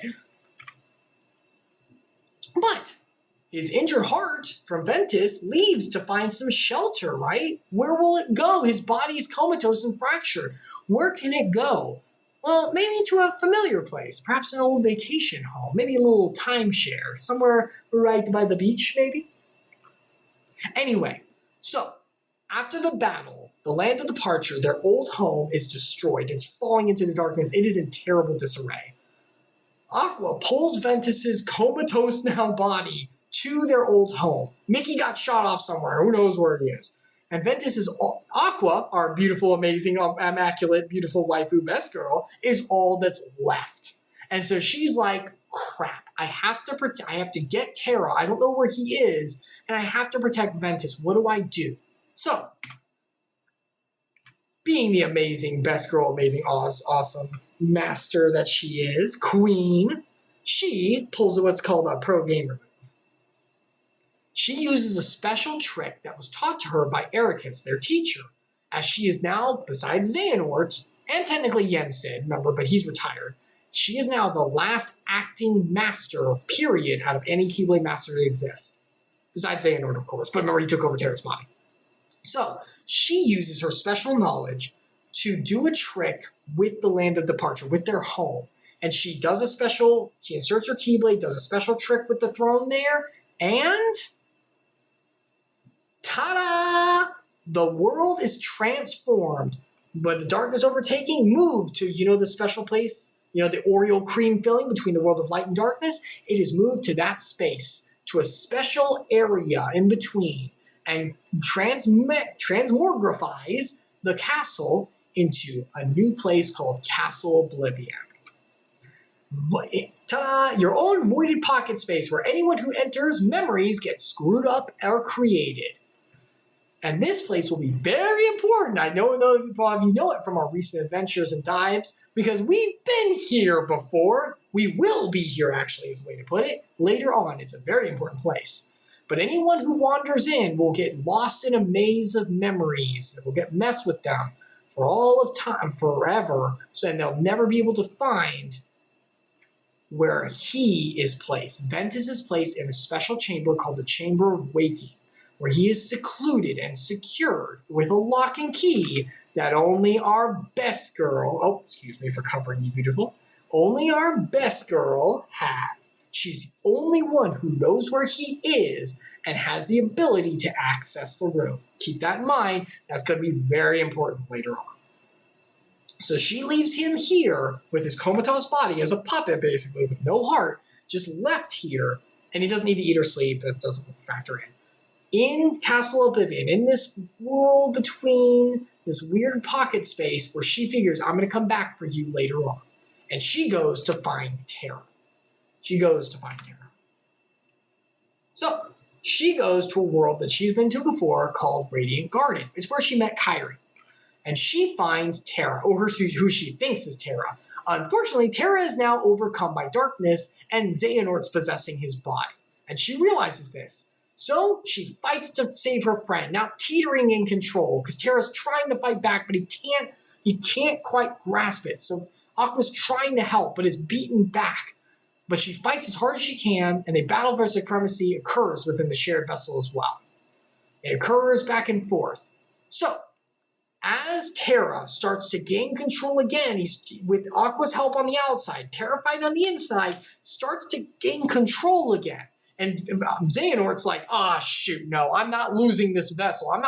Everything will fall apart. I need this vessel. My body's already gone. My old body's already gone. I need this. So he makes a desperate move. He takes his Keyblade, the oldest one, once again, and he stabs himself and does a little technique that he learned that locks himself and Terra out of control of the heart. He basically locks out both his heart inside and Terra's heart inside the vessel, their body, into a space away from control of the actual body. And when that happens, a bad portal to the Dark World's open because of the technique locking in darkness, and Terranort, now totally like comatose himself, begins to fall in. And if he's lost in that dark world, like I said before, remember, there is no way back if you fall in there. Only a being of true darkness can get back, and even that has very special, procedures for doing so. And while they may have dark control, both of them now are locked out, Terra and Xehanort. So they're just going to be falling in there completely comatose and vulnerable. And Aqua sees this. So what now? He's about to fall in. She's going to lose her only friend left to the darkness. So, being the amazing, beautiful, amazing, awesome mother character that she is and best girl, she pulls the amazing sacrifice. Taking the place of, as Terra falls in and falls into the dark realm, Aqua dives in after him, places her armor, which they all have special armor that prevents darkness from affecting them, right? It's kind of like the cloaks. She puts her armor on Terra, and she takes her Keyblade and sends the armor with her Keyblade forward, up out of the portal, just as it's closing, and he gets off back to the realm of light safe.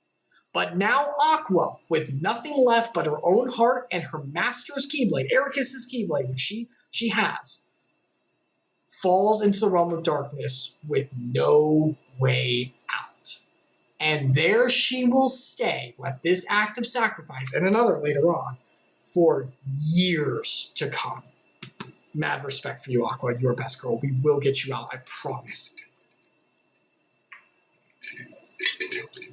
Now, Aqua in the Dark Realm, Ventus's body left in Castle Oblivion, where only she knows how to get it out. And remember, she's in the Dark World now. She's on the other side of the Oreo cookie. There's no way for her to get back. But what about Terra Xehanort? What about the body?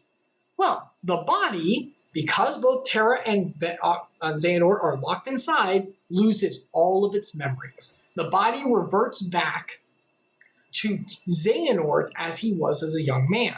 Because Xehanort's, even though he doesn't have control, his heart is still more prominent than Terra. So his personality and who he is as a person is what holds. So now, basically think of Terranort as young Xehanort reborn again, but both hearts are inside there. So he gets reborn with amnesia. He doesn't know anything about him. He doesn't know his name except that it's Xehanort. He doesn't really know much. So he's picked up. Terranort, now the amnesiac with loss of all his prior memories, studies under this man. This man is called Ansem the Wise. Ansem the Wise is the ruler of Radiant Garden, of this whole world. He is a great researcher on the heart. He dabbles into how the heart works, how the powers work with the heart. He makes all kinds of inventions. He's just an all-around great ruler, really wise guy, and very smart. So he studies under him. Brig, if you remember him, remember Brig. The reason he's important is because Brig is here. Radiant Garden is Brig's home. He sees Terra Xehanort, and he knows what's actually going on. He knows Xehanort's inside there. But he sees that Terra Xehanort has lost their memories. So he knows, okay, the old man must be playing the long game here. I'll act as a kind of confidant for him and watch over him as he grows and goes back to the plan whenever he gets his memories back. So he acts as a guard and kind of help for Terra Xehanort, who now studies the heart underneath Ansem the Wise. And along with the guards of the castle and another researcher who's there, who we might see later on. And in fact, all these people we might see later on. So, after studying on the heart, Terra Xehanort asks his master, because he's young Xehanort, and he's interested in what else? Darkness. Well, the heart's really powerful. What about this darkness stuff? I feel like this could be really strong. I feel like a pull to this for some reason. Wonder why. And Ansem forbids him. He's like, you are not studying that. I'm shutting down your research. How dare you? Absolutely not. And like a good, obedient disciple, Terra Xehanort decides to research it anyway in terrible, horrible experiments underneath the castle. And as he does, he gets a little bit of help from some of the researchers and stuff. Unfortunately, that didn't go too well. Because of his research of the darkness of the heart, he opens a portal to the Dark Realm itself where the Heartless come through, and basically their whole world gets overridden because Mr. Curious over here couldn't keep his hands to himself. So the whole world falls to darkness, and everyone here loses their heart to darkness or is overwhelmed by it in one way or another. And that includes this scientist. Meanwhile, Aqua, remember she's still alive, she finds herself in the dark world itself, and she wanders and begins for 10 years to come. For 10 years, with nothing but her promise to her friends, her Keyblade itself, her master's Keyblade, not even hers, and her heart wanders the dark realm with no protection except for her light fighting back against it. Now, there's Terra's fate, Terra Xehanort's fate, and Aqua's fate for now. What about Ventus's heart? We know his body's in Castle Oblivion, just stuck there and comatose. But what about his heart? Where is his heart? Remember, it left whenever his heart broke apart. Where is it? Well, it seeks shelter. As we all know, humans are beings of patterns, so it goes to where it found shelter before, to have a second chance. And Sora, young Sora, feels the heart come to him inside his own soul and accepts it and says, yeah, I'll watch you. Here, have a place in my heart, deep, deep down, and I'll keep you safe while you recover. And so Ventus's heart is placed inside Sora's, deep, deep, deep, deep, deep, deep, deep, deep, deep, deep down, so far that neither one of them are truly conscious of that it's there. And Sora has no true idea, because he was very young at the time, and because it seemed like a dream, and because it's deep in his subconscious, basically, that Ventus's heart is inside of him. The heart of a Keyblade wielder is inside of Sora. Sora himself is not one. Remember, he did not get bequeathed the power. But the heart of a Keyblade wielder, because of Sora's kindness of heart, is inside of him. And that's important. Because 10 years later, we enter Kingdom Hearts 1. This is where most people start the adventures, and this is where we are now. Kingdom Hearts 1 is 10 years after the events of Birth by Sleep. Aqua's been in the dark world for 10 years. Terra Xehanort did those experiments within those 10 years, and all of Radiant Garden fell to darkness. Who knows what happened to the people there? And Ventus's heart has been inside Sora the whole time, deep, deep down. So, 10 years later, we find ourselves on the beautiful sunset paradise of Destiny Islands once again, and we see our heroes. Riku, Kairi, who ended up on Destiny Islands. Who knows how? That's much later. I'll tell you about that. We won't get there for a while. Technically, chronologically, it happens before now, but I'm not touching it right now because, holy crap, it touches on stuff we don't need. Just know that she was moved to here, to Destiny Islands, and she doesn't know how she got here. There you go. Kairi, and of course, our sweet wily boy, Sora. Remember, Terra was bequeathed the ability for Keyblade by, Riku was bequeathed the ability to use a Keyblade by Terra. He has the ability to wield a Keyblade because of the bequeathing. Kairi is a princess of light from Radiant Garden, another world where best girl Aqua took care of her with a protect spell, which is still active on her even to this day. So she's a pure being of light, a princess of heart. Riku is a destined Keyblade wielder, and Sora, of course I'm covering it, has Ventus's heart deep, deep, deep down inside because of his kindness that he reached forward with before. But he is not bequeathed with the Keyblade. Keep that in mind. So the three lived on their home, and they were happy together, played games together, but they always wanted to see faraway lands. And we're hoping to one day go away from their island to distant lands, like where Kairi came from, because obviously she's not from here, and they all wanted to go into the world somewhere. They all had hearts of adventure. Meanwhile, in an enchanted land far, far away, we see Disney Castle with our main other heroes, Donald and Goofy. Donald is the head mage of the castle and of Disney Kingdom, and Goofy is the head guard. And Princess Minnie and First Lady Daisy all live together in the castle. However, normally they rule under their king Mickey, and everything is good with the world. Unfortunately, the King Mickey goes missing without any words to anyone. Remember, he's a Keyblade wielder from the past, and he had left a mysterious letter. In the letter, he says that the worlds are disappearing, literally going out. Remember all the worlds separated from each other? They're going out. They're being overcome by darkness. Something's wrong. Oh, look at that typo. I always typo too. I always do OT because I just smashed the keyboard so fast. I need to work on that. In the letter, he says he's going to go off and see what's going on. And he's going to find a mysterious key to take care of the problem. But he can't solve the problem alone. He asks his best buds, Donald and Goofy, to go look for a different key. There are two of them. Mickey's going to go for one, which is located in the dark world, actually. So he's going to look for a way to get to the dark world. You know where Aqua is, where there's no way back? Mickey a G trying to do the big work. But he can't do the World of Light's Keyblade, the special Keyblade for the World of Light, on his own.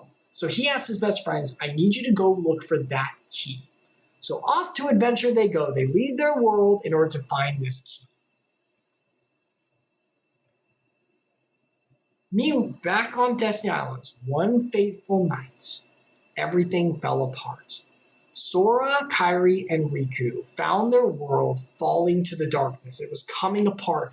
Heartless were everywhere, and the dark was overcoming the world. As the many worlds that Mickey had said were falling to darkness before, now their home was being invaded. And each one of them is going to make decisions and have things happen to them that's going to determine their destinies moving forward. Darkness attacks. All the Heartless show up. Destiny Islands is about to be lost. This is crisis time, baby, and there's no way to fight back against them. Riku, the Keyblade wielder he's supposed to be, gives into the darkness, seizes an opportunity, and warps out. Peace, guys. I'm going to go use the darkness for my own means. Remember what Tara said not to do? Cool. I'm glad it runs in from teacher to student. Great. Awesome. Good job, Donna. Good job, Dip. So Riku bails. And he sees the darkness as an opportunity and a grasp for power and allows it to overtake him and uses it with his strong heart, who has attuned into darkness, to just allow it to take him out. And he goes to see another world. Kairi all of a sudden gets affronted by darkness, looks zombie-ish for some reason, and disappears. Her heart flying forward towards Sora. And Sora is all that's left on the island. With the darkest of the dark, Sora is left all alone. He has no Keyblade, no powers or anything. He's just a kid. But because of his pureness of heart, because of his light, and because of who he is as a character, because I love him, he holds on to darkness and doesn't give in. It grabs for him too. Remember, he's not a being of pure light like Ventus or Kairi. He can give into the darkness. It's possible. But he doesn't. He chooses to stand on God's statutes of righteousness and what's right and says, no, it's not right. Even though Riku did, and he saw that it was wrong, he holds on, and as the darkness overcomes him, as there's no light left,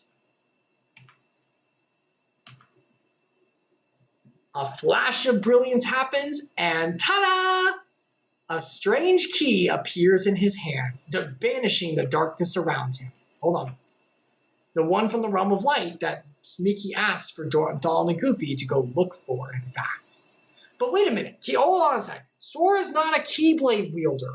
Why does he get to wield this? He's not a Keyblade wielder. He has no right to have this.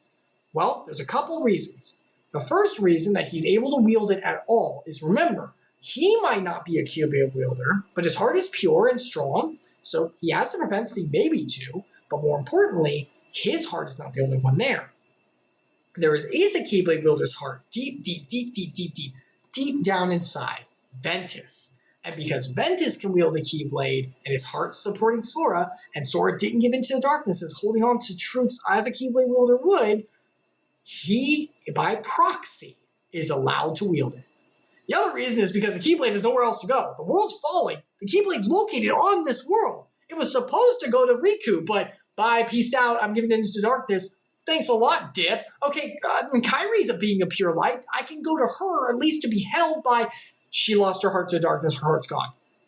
Where do I go? There's nothing left. Sees a small spark of light, not giving in. A smiling boy. Good enough. You can hold me. At least I'm on someone. And so using the Keyblade, Sora is pulled into the darkness and floundered through as a ragdoll into the worlds beyond. But because of the Keyblade, and because he's holding on, it keeps him safe, as well as a few other factors too. Meanwhile, Riku, following the darkness, ends up in a very strange, beautiful world, really, but melancholy. And Darkness Express passes Riku to a whole new world. And he's greeted by someone who takes a very unique interest in, you're not from here, are you? And I see that darkness inside. Is that a Keyblade wielder's light? Welcome to Hollow Bastion. I'm Maleficent. Let's talk. And Riku, of course, talks to her because no. Meanwhile, Sora ends up here at Traverse Town. Traverse Town is a special world that came into being for those who had lost their worlds to the darkness. And Sora, the Keyblade leading him, got placed right here. As he looks around and tries to find his friends, he meets two individuals who also are fighting against these weird creatures called Heartless, who are after this key he has. And they are the best Disney boys, Donald and Goofy. And Donald and Goofy are looking for Sora because he has the key. So they all agree, because Sora wants to go into the worlds and find his friends, Kairi and Riku, and because Donald and Goofy need the key and need to follow it like the king said, they all agree we'll travel together. And from there, they make a bond that will last for so many adventures to come. All for one and one for all. So, all three of them together in their cool gummy ship, the merry band travel the worlds looking for King and Sora's friends, having all kinds of adventures through all the worlds. As they do, on the way they run into Riku, who is looking for Kairi as well, and also dabbling into the darkness like a little bit of a bad boy. But at least he's safe, and Sora's happy just knowing that. As they go as well, they also, I forgot to put it on the slide, they also come across all of these worlds you see. Each world is being overcome by darkness. The Heartless are pouring in. That's because, remember, there's darkness all around every single world. But there's usually protection against it. They usually can't get in. But each world has what's called a keyhole. The keyhole, if it's sealed, blocks the outside and separates the world from all the others and keeps it safe. But the keyholes have been opened. They're starting to crack and open, and the darkness is starting to seep through. So Sora, with his Keyblade, with his special Keyblade, goes around and through all the adventures seals the keyholes while fighting off against Disney villains, the like. All underneath Maleficent's rule to try to go around finding the Princesses of Heart. Because she wants them. From each of these worlds, from a lot of them at least, there are Princesses of Heart, like Kairi. And if all 7 are created, they can open the big door to darkness, which will basically create a path to, the dark world. The other side of the Oreo cookie. Which is what Maleficent wants because darkness is power, even though she doesn't understand how bad that would be. So, they go through the world sealing off keyholes. Eventually, the trio, after forming bonds and fighting together, end up at Hollow Bastion, the world where Riku ended up whenever he first bailed out. There, they meet Beast, who's got separated from his world, is looking for Belle, who is a Princess of Heart who's here. This is where Maleficent's main base is, so he's here to try to get her back. And there, they also meet Riku. And Riku, finally showing his true colors, tells Sora the truth. That the Keyblade belongs to him by right. And using his bequeathing, remember, because he was bequeathed to have it, not Sora, grabs the Keyblade from Sora's hands and leaves him with a pathetic wooden sword saying, go play the hero with that. Thanks for delivering it, delivery boy. And he goes off. Remember, he was bequeathed. Outside of Vence's heart being in Sora, Sora has no rights to bear it, not over Riku. So Riku takes the Keyblade and leaves. And Donald and Goofy, because they were told by their king, who they love so much and they would never betray, follows Riku instead of Sora, because that's what the king said to do. So they leave. And now Sora, with nothing left, no powers, no nothing, no friends. He's left with literally nothing on this waterfall basin of melancholy droll. Even after losing everything, Sora keeps what has brought him through the entire time, his heart, having no X Factor or special power, and says, I'm going to keep going. Kairi's still in trouble. I'm going to do my best. Hold on.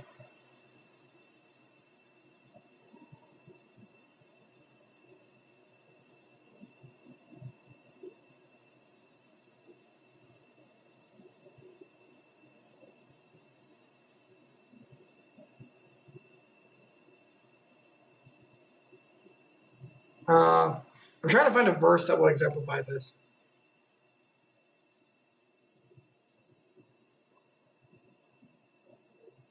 Okay, here we go. 1 Thessalonians 5:21. But test everything. Hold fast what is good.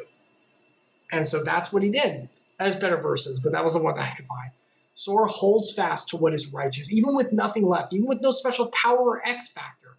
No special thing or legacy or inner strength thing that, from some, thing or, race or whatever, or prophecy. He still holds fast to what's right and says, I'm not giving up. He picks up the wooden sword, the stick of power, and goes forward to save his friends. As he goes forward with Beast helping him as well. By the way, when Sora lost everything, the first thing he did was check and see if Beast was okay because Beast got hurt by Riku. Just shows where the heart is. Love it. Love small stuff like that. When they go inside Hollow Bastion to find their friends. Beast, being the impulsive, aggravated individual he is, sees a Heartless and goes after it and gets locked out. Good job, Beast. And Sora is confronted by his old friend and other old friends, Riku. And Riku taunts Sora saying, what are you doing here? Like, you don't have anything left. Your job's done. I have the Keyblade. Bye. And Sora's like, I'm going to help Kairi. I'm not done. And Riku, being the big boastful idiot he is, goes, yes, you are. It don't freaking matter. I don't need you anymore. I'm so far past us and the friendship we had. I don't need it. I have power of darkness and the Keyblade. Bye-bye. And fires something to Sora, but that is blocked by Donald and Goofy. Even though they were told to follow the key, they would never betray Sora after everything they've been through together. And so they decide to go back to what is right. And just like in real life, when you show kindness and righteousness in your life, the people who truly matter in your life will stand by you in it. It's whenever we choose sin in ourselves that we end up all alone. So Riku stands with the Keyblade in hand to stand against Sora, Donald, and Goofy to punish them for their arrogance. Himself being egotistical, arrogant, literally has an evil outfit on right now. Look at this thing. Look at this fashion disaster. What is this? What is this little butt cape? What a butt cape. And Sora, the kind, humble mindset on important things like friendship, stands against him. So the Keyblade looks at Riku. Keyblade looks at Sora. Keyblade looks at Riku. Keyblade looks at Sora.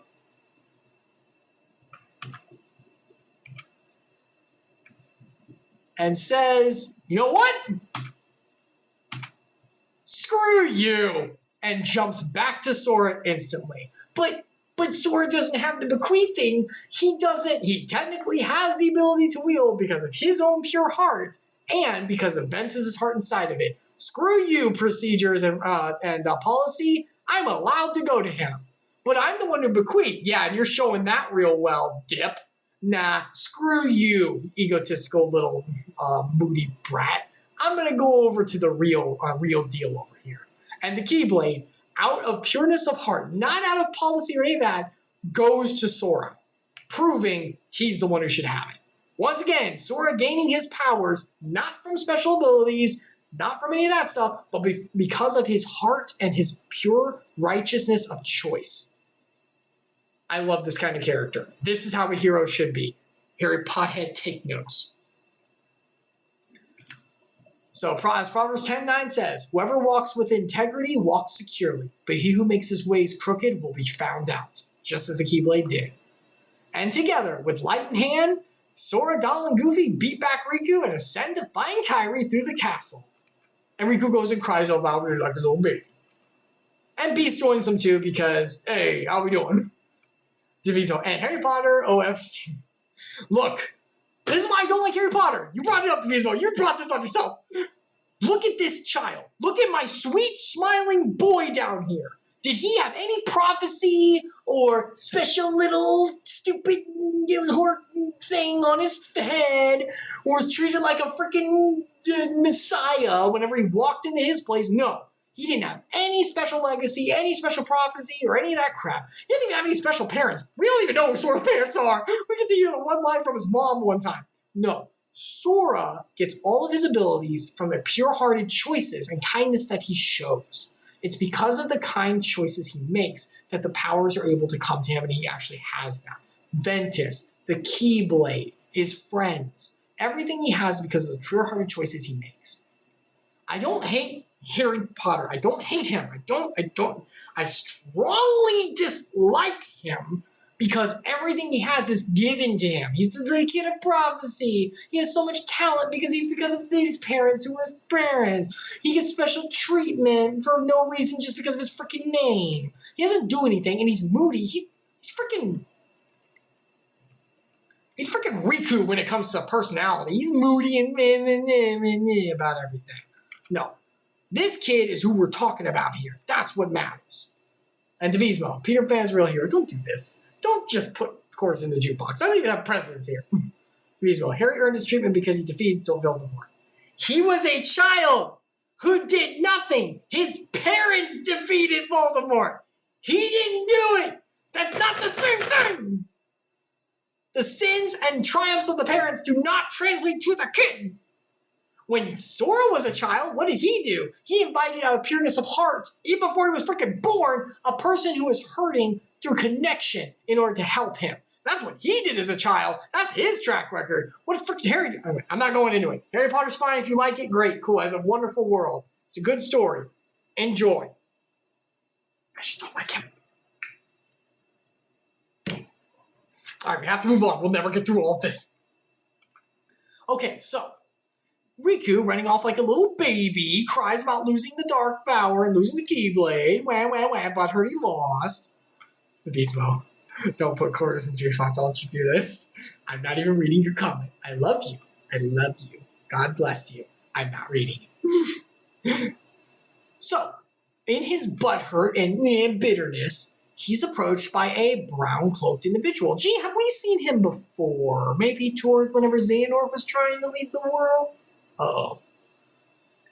And he comes up with some good darkness crap. Hey, kid, what's some of that good darkness? Not what Maleficent's going to give you. No, I mean the real stuff. And Riku, yeah, sure, whatever. I'm short-sighted and impulsive. Give it to me. He has a good character arc coming later, I swear. Chain of Memories has a good redemption for him. We're going to get there. It's just right now, Riku, you idiot. So, Riku gives into the dark and achieves his dark form once again and gets a very special key. A special kind of Keyblade bequeathed by him because of his darkness. Now, I personally, theory time, which I don't like doing, but I'm just going to call it out because I was called to it. This key has the ability to unlock hearts, kind of like Xehanort did with his.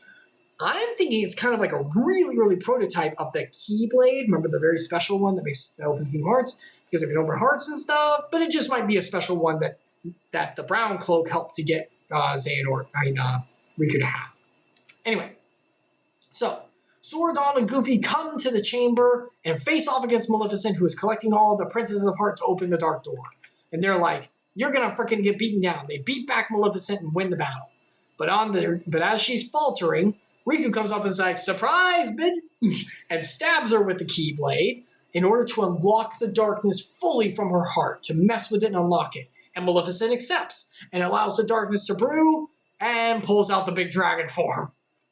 But Sora, Donald, and Goofy work together, so sorry that was very loud, using Tinkerbell, the best summon there is in the game, beat down the dragon and face off against Riku. So, Riku disappears to where the dark door is. This right here is the door to darkness, leading down into, the other side of the Oreo, right? Like where the Dark Realm is. It's trying to be opened by the Princess of Heart, all opening it, because you need all 7 hearts to do it. So they all go to confront him. They all show up. Donald and Goofy get stuck behind because of a magic barrier. You know how that works. Stop, you guys aren't in here. I got Sora right where I want him. So, Kairi's body is here and Sora sees it. Tries to wake her up, but she won't wake. She's comatose like Ventus was. And Riku's body shows up, but it's not Riku, and Sora knows this. And he introduces himself as Ansem, Seeker of Darkness. That seems kind of weird because it wasn't Ansem the scientist that Terra Xehanort worked under. Remember? Is this him? The point is, this being who is possessing Riku through the darkness is Ansem, Seeker of Darkness. That's his name. Just go with that. So, he reveals to Sora the truth. Kairi is a princess of heart, just like the others, and her heart is lost now asleep. But because she's a princess of heart, whenever she loses her heart, her body isn't taken away, it doesn't disappear, like Ventus's didn't, and her heart isn't lost to the Heartless or anything. But where is her heart? If it's not lost to the darkness, if it's not around here, where is it? Well, you remember the protection spell that Aqua put on Kairi years ago in the past. The protection spell functions that if Kairi's heart would be overcome by darkness, if there is danger, her heart would escape to find the nearest light shelter it could. And what was the nearest light shelter in Destiny Islands? Sure wasn't Riku, all coated in the good butt flap of darkness now. There was no one else there, so who was the one who had the light at that point? Where did the Keyblade go? To none other than Sora.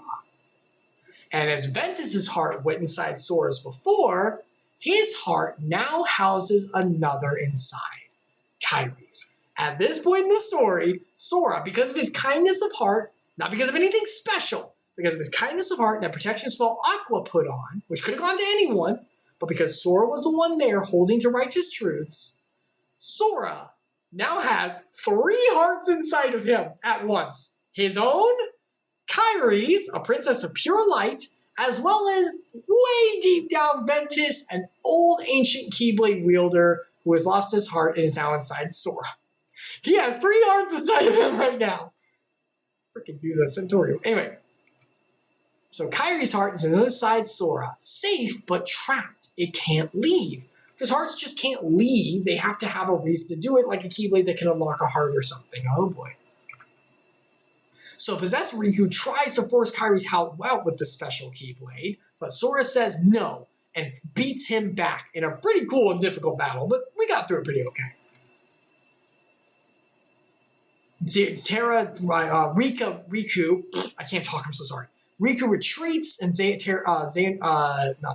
Ansem, Seeker of Darkness, pulls him back, and now they're left with Donald and Goofy looking over Sora as he tries to find out how to save Kairi. The keyhole's incomplete. Remember, darkness is flooding out. Not fully, because it's not complete to let all the darkness out, but enough because 6 of the 7 princesses are there, and they unlocked it, so it's incomplete, but it's letting a lot of darkness out. This is where all the darkness is coming from that's infesting the worlds. We gotta close this, but we can't close it unless it's a complete keyhole, and it needs all 7 princesses to do it, and Kairi's heart is in here. It needs to be in here. So, Kairi's still in a coma, heart lost inside Sora. What do we do? So Sora, being the kind-hearted, amazing, though impulsive kid that he is, makes a decision, and one that will have long-lasting ramifications for more than just him in both positive and negative ways. Once again, with a heart of gold and a silly smile, Sora takes the Keyblade, smiles to Donald and Goofy, and stabs himself. With Ventus's heart still deep within, it's locked inside Sora's, that one doesn't leave, but as he stabs himself, Kyrie's is freed. But because Kyrie's is freed, Sora's is freed as well, and it's lost. Sora loses his heart because he made the choice to do so to save Kyrie. His heart with Ventus is deep inside as well. That one's kind of latched onto him. Don't worry about Ventus. It's with him the whole time. Just consider it with Sora. Don't worry about it too much. But because of that, Kyrie's goes right back to her where it's supposed to be. And she wakes up. But Sora is lost and disappears. His body is lost and his heart flows away to the darkness because it gets taken. And it's a big, sad moment. But at this time, something very important is done too. But first, with Sora gone and the Keyblade gone with him, Kyrie gets up and Sora gone, Donald and Goofy try to defend her because the true villain appears. Dun, dun, dun. And some Seeker of Darkness, the guy who was possessing Riku's body, shows up full and is like, I am here to take back the last princess. Thank you very much. I need to open this keyhole to let all the darkness out for me. He's a big, bad, conscious, and sentient Heartless, basically, which is very unique, very unique. I think he's like the only one. However, as he tries to fight against Donald and Goofy, it's only real true name. Just go with him, by the way.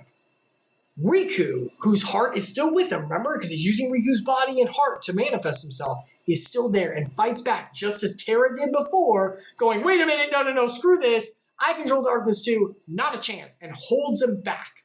Still being stubborn as always, is in the best way possible, and realizes mistakes in the past, like, I'm sorry, I realized I was stupid and impulsive, I'm going to hold him back, go. And so he holds him back while Kyrie, Donald, and Goofy head off. As everyone leaves, a little Heartless manifests, because all the darkness around, so of course it's Heartless. However, this one seems a little different. And in truth, this Heartless is Sora, the absence of heart. Whenever someone loses their heart, a Heartless is made. Unless they're a pure heart, unless they're a pure light, like Kyrie or Ventus, unless they're a Princess of Heart or Ventus, a Heartless is made when you lose your heart. Riku didn't have a Heartless made because his heart was just overwhelmed. Him and Terra were possessed. That's not losing your heart. That's just possessed by someone else. Sora lost his heart, truly lost his heart. And because he's not being a pure light, he's a wonderful sweet boy, but he's not a pure light, he became a Heartless. However, at this time, and this is something very important for what we're going to talk about soon, something else happened as well. Meanwhile, a long way away, and I know this is a weird cut, but it's very important. A long way away in a distant world, someone else was born as well. Or, excuse me, I'm so sorry, that's wrong. Nobody else was made, or no one else had anyone else made. No one else came about. Looking familiar, by the way? This individual, oh, it's Ventus, right? It's someone who looks just like him. Gee, I wonder why. This individual, born in a place where he does not know, with no memories, was approached by someone. Someone in a black cloak. No, it's not the Master of Masters. But he joins up and says, hey, Mr. Nobody, want to join my club? We get cool code names. And this guy said, because he has no memories or anything, sure. And so he was given a new name from his old as Roxas. And we'll talk about that later. Just keep this in your mind, because we'll come back to this later. Meanwhile, at the same time, back in Hollow Bastion, Kyrie, Donald, and Goofy are trying to escape, but there is Heartless all around them, including one who seems a little attached to them. And while they're trying to defeat him, Kyrie sees something different and says, hold on, let me commune with this. Let me talk to this thing. Little one joins, and Kyrie does something different. Unfortunately, Heartless are coming about, so we gotta go. We don't have time for this. And so as the Heartless attack, Donald and Goofy do their best to protect, but unfortunately some of them slip by and go straight to Kairi, who has no way of defending herself. I mean, she's a being of pure light, so I guess she could do something, but she doesn't know how to fight. But instead, she reaches out to protect this little Heartless because she sees something in it. She sees, wait, is this you, Sora? And as they get overwhelmed by darkness, she protects him and holds on. And because of her pure light and her Princess of Light abilities, her light calls out to Sora. And in that moment, Sora comes back, Keyblade and all. His heart, which was falling into the darkness, was called back by the pure light of the Princess of Heart of Kairi, and their special bond brought him back. But wait a minute. Sora lost his heart, so it's back, right? Yes, and Ventus is with him as well. Okay, great. He has his body back too, right? Because that's how this works. So Sora's heart is back, with Ventus is with him, and his body's back too. So Sora's heart is back with him, with Ventus with him. Let's move on. Wait, where's his body? So his heart's back. Moving on. Hooray, boy's back. Wait, his body, his heart is back. Great, moving right along. Oh, Heartless, better get out of here. Time to bail. So they return back to Traverse Town, and Sora has to go back to Hollow Bastion to lock the keyhole, right? He's got to be locked. All the princesses were there. It's fully open, but we got to go back. So Kairi gives him her lucky charm and says, be sure to bring it back to me. And Sora says, don't worry, I will. And so he heads off with Donald and Goofy with Kairi and Traverse Town for safety to Hollow Bastion. They get back to the big keyhole door, and Sora closes the keyhole and locks it off so that this keyhole with this gate is locked off and good to go. But darkness is still eroding the worlds. Why is that still happening? There must be another source. This was the big source at first, but something else must be bleeding a hole to the other side of the cookie. Someone must be digging through that cream filling. We gotta stop this. So they go to one of my favorite worlds, and aesthetically, I love it. I love ethereal worlds like this. They go to the end of the world. They travel where the darkness is encroaching. The end of the world, the big W world. The world's all together on the light side. You go to the very edge of that. Think of like the edge of the world where sailors used to think you'd fall off from. The very edge of that where darkness from the other side of the cookie is coming through. So they go to that very edge of the world in order to stop what's going on. This is personally one of my favorite worlds. I love the aesthetic for it. It's so cool. So they go to right on the edge here where the cream filling's starting to come through and the dark side's coming out. Right around the edge. And this is not supposed to happen, by the way. So this is bad. If this continues, the other side of the cookie is going to be overcome by the dark side of the cookie. So we got to stop this. We got to make this stop. So they go through the darkness and find their way to the very pit where they are confronted by Ansem, Seeker of Darkness. Congratulations. He's the one causing the issue. As long as he's around, this dark hole's going to not be shut.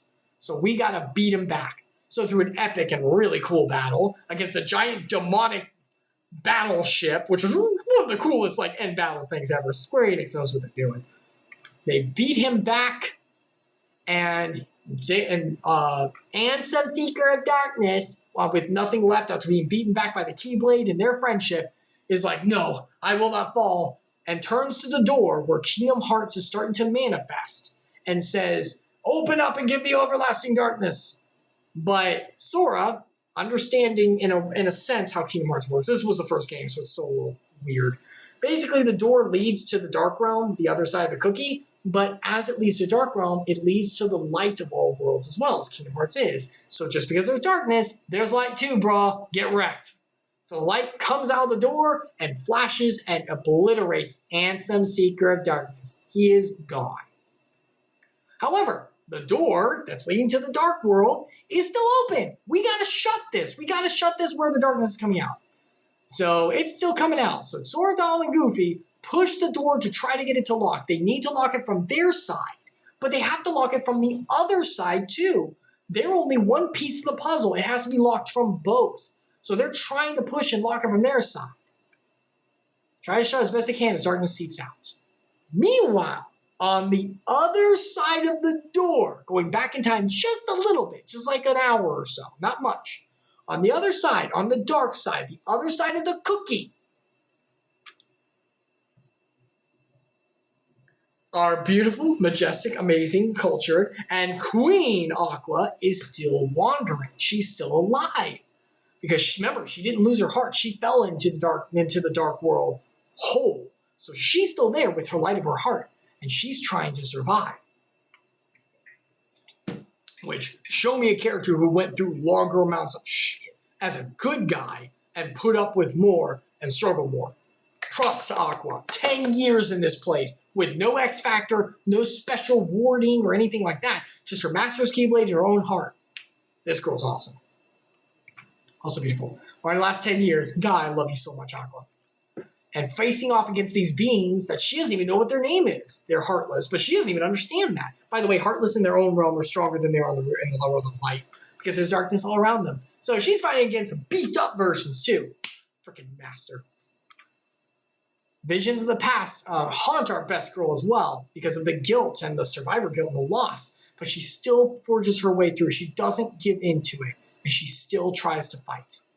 As she fights her way through, she eventually is overcome by a huge mass of Heartless and doesn't have much left.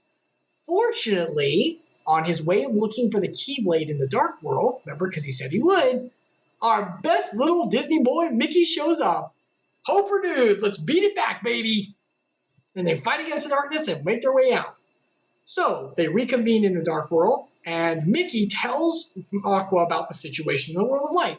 How all the worlds are going out because the darkness has been opened up and is seeping through terribly. And some secret darkness is the reason, as well as Maleficent and all the stuff we know about.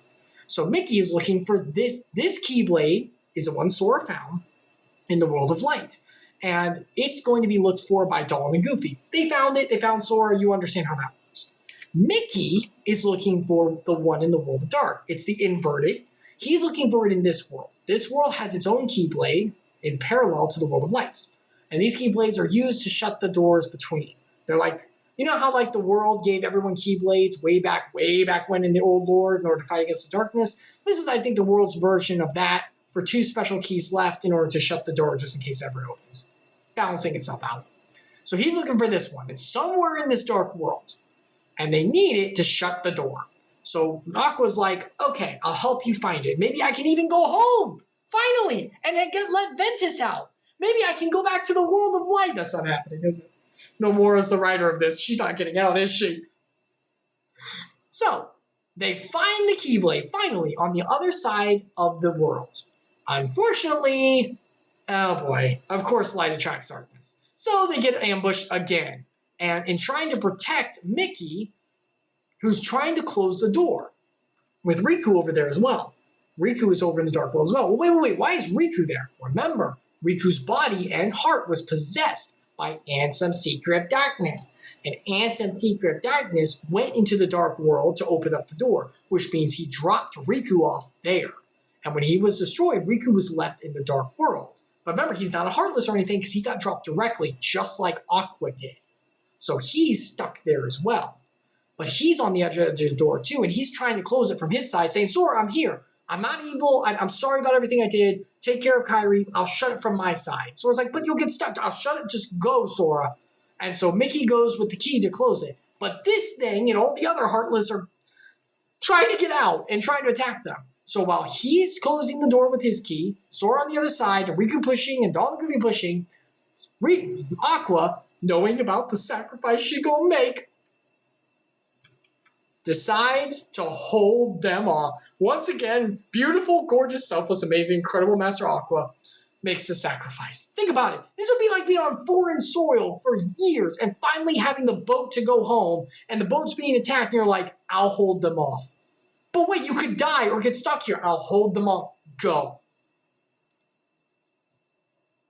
Props to you, beautiful. So, from both sides, Sora's and Mickey's, the door is sealed. Both sides, the door is closed, and the big W world, the big world, is saved. But at what cost? In the arms of the angels, fly away. Our beautiful best mom is lost once again. We will get you. I promise you we will get you one day, beautiful.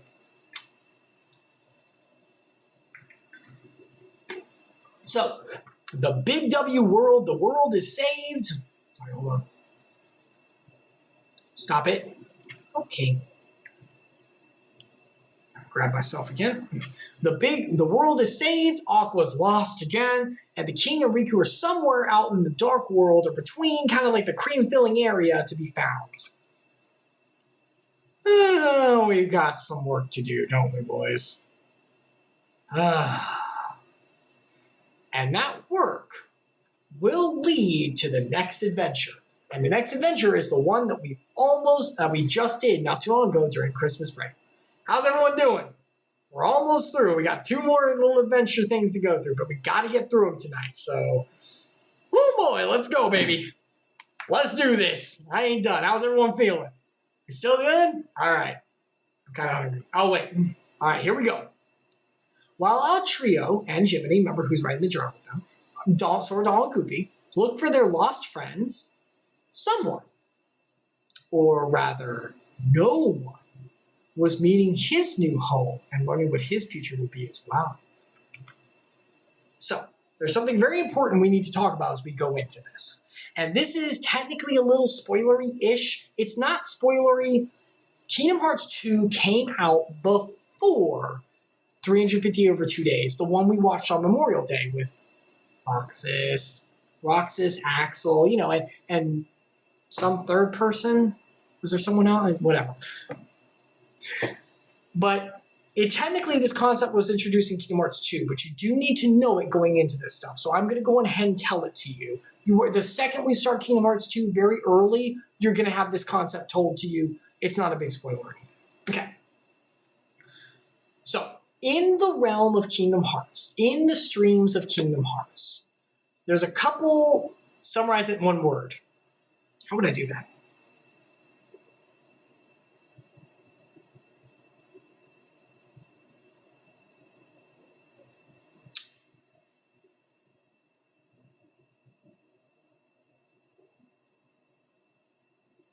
How would I call this? What would I do for one word?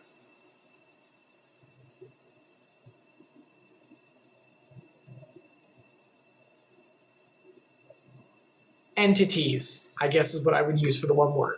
This is about the different entities that happen to a person upon losing their heart. That's a pretty good way of putting it. Thank you, Divisma. This is about that. When an individual who is not a Princess of Heart or Ventus, who has pure heart, who has pure light in their heart, every individual in the realm of Kingdom Hearts and in real life has both light and darkness in their hearts. They are a single entity of light and dark. And they may have different variations or whatever. When a person loses their heart, their body, they lose the sense of who they are, and they disappear. When they disappear, a heartless is made. This is how heartless are made. They come from the dark world naturally, but they also come from the darkness inside a person's heart. When the heart is lost by a heartless taking it, or just because of the darkness overwhelming or something, their heart is lost and they become a being of darkness. A heartless is left behind. And the heartless can be as strong as the darkness in their heart was. Notice, by the way, this happened to our boy Sora. When Sora lost his heart because he stabbed himself, he became a heartless. Now, keep in mind that the strength of the heartless you make is based on the strength of your darkness in your heart, too. What kind of heartless does Sora become? The crappiest little garbage one? How much darkness is in his heart? He still has darkness. He's not a perfect person. And we'll learn that in Chain of Memories. I'm still waiting on that apology. But he doesn't have a lot. So he became the little tiny one. But a heartless is made. However, that's not the only thing that can happen. The heartless is the absence of the heart that's left behind. What about the body? Right? Like a body's left behind, right? Like Kyrie and Ven left their bodies in comatose. Does that happen to everyone? No, that doesn't. That only happened because they're beings of pure light. Their body is just left behind. When a normal person loses their heart, their body usually disappears, just kind of goes away. However, if the individual has a very strong will, like a strong presence and influence of who they are, their body left behind will sometimes manifest a will or being of its own, a shell of the body that it once was. And this is what's called a nobody. This is where I think Nomura did a very good job with the concepts, because these are two sides of the same coin. The heartless is what's left behind of the heart that's left behind, of the lack of heart. The nobody is the lack of body presence that's left behind. I really like this concept because they play right off each other too. So this is actually Nomura's good concept. All of his concepts are pretty good. It's just these actually work together. So just keep it to this, Nomura. So a nobody can be left behind. Not always, but sometimes. So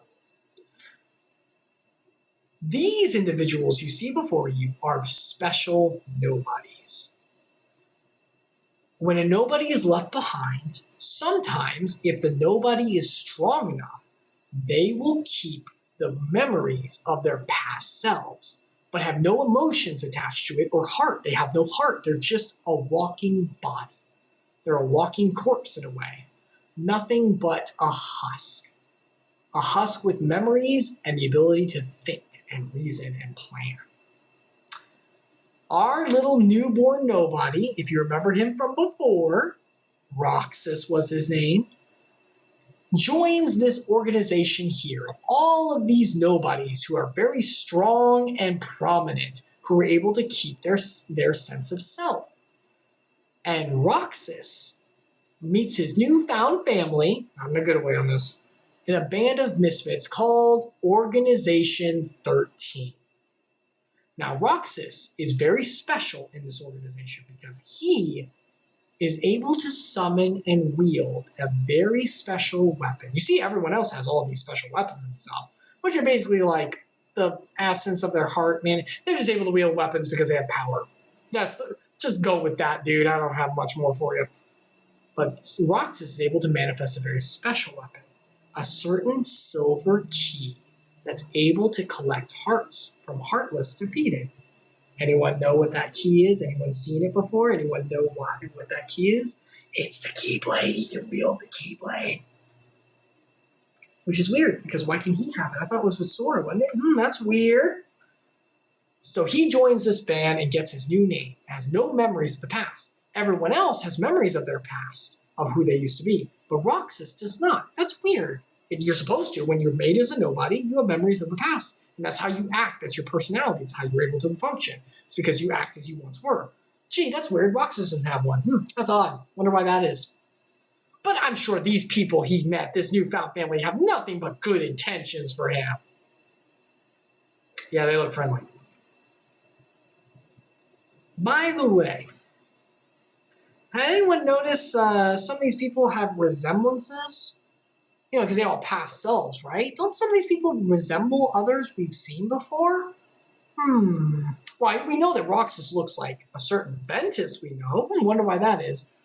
But that's not his past life, right? I don't know. Ventus lost his heart a long time ago. Remember, he was being a pure light, so he wouldn't make a nobody. That's weird. Why does he look like Ventus? Do any of these other people look similar to other people we've seen before? I feel like we've... nah. Anyway, so Roxas, as a new member of his organization that has a special use of a Keyblade, I don't know why, is taken under the wing of Axel, one of the organization's top dogs, who trains him on how to do his missions and stuff. Basically, he's sent out to do missions to collect darkness from the worlds, collect hearts, which only Roxas can do with the Keyblade, and to set things in motion for plans and stuff. Axel is stuck babysitting the new recruit, who's pretty dull in the personality department. Roxas doesn't have much of a personality or memory of anything. He's just kind of like an enemy zombie kind of thing, which is not really true for Nobodies normally. So he decides to take him to a little trip around the world, the big W world, to all the worlds, to see the sights and experiences, trying to proc something in him or get him to have a personality. And through this, the two become something akin to friends, I guess you could say. Oh, but they don't have hearts, so they can't actually be friends. That wouldn't make any sense. Remember, they're both empty husks, so no such thing as friendship for them. Right? Also, lots of ice cream. Lots of ice cream. And if you were there on Memorial Day, you knew what we're talking about. Lots of ice cream. So, in joining these individuals, things seem to settle down, and Roxas kind of gets in the swing of things a little bit. And, okay, I get who I'm a part of. I get who I am. But then another new member shows up. A number that is beyond 13, even though this place is called Organization 13, which is weird. A number 14.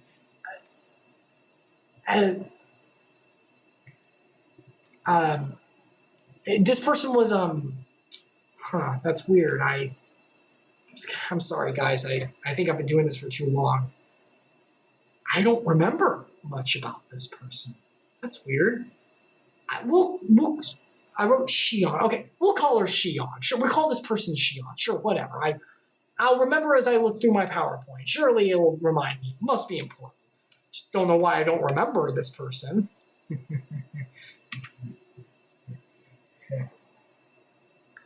She seems quite familiar also. Wonder why I don't remember her. Weird. She John? No, she's not John. That's not right. Shion's the right name, I think. It's weird. I don't remember her. Wonder why. Anyway, not important. Let's move on.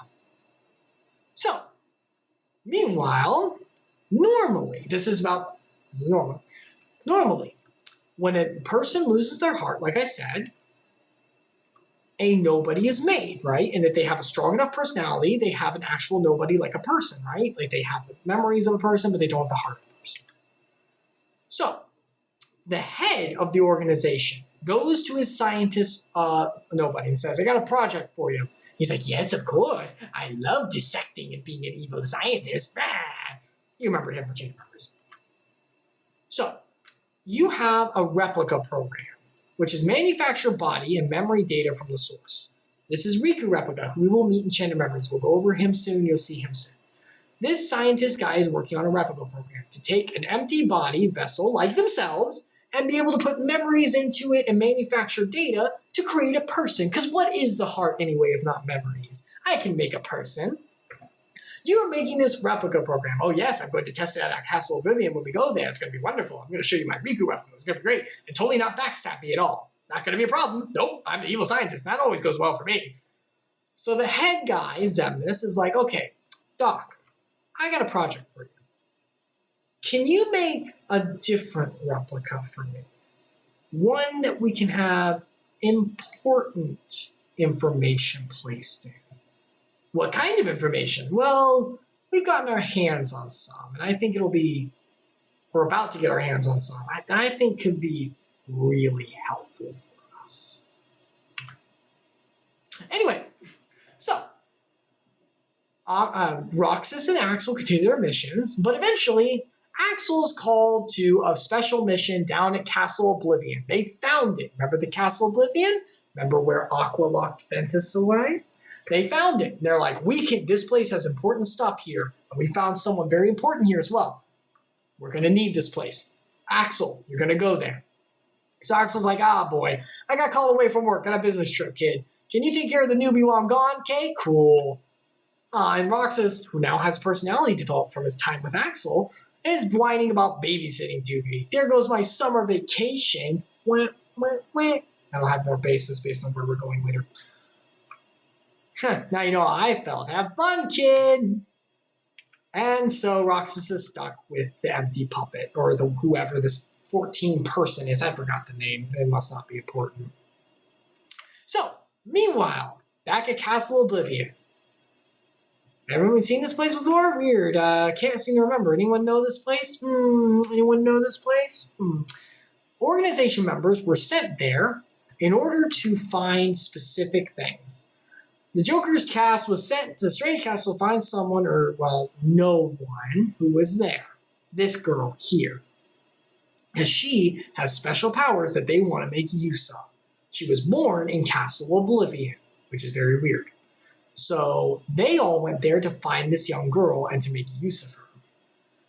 But this guy, this head guy, who looks kind of familiar, weird, basically says to the others, hey, you want to join want to make our own club with a Keyblade and Brooding Boy?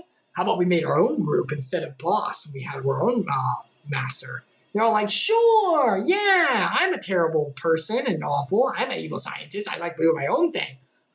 Sure, whatever, okay. Yeah, sure. And so they all agree to make their own group and to backstab the organization. And they're going to use this girl to do it.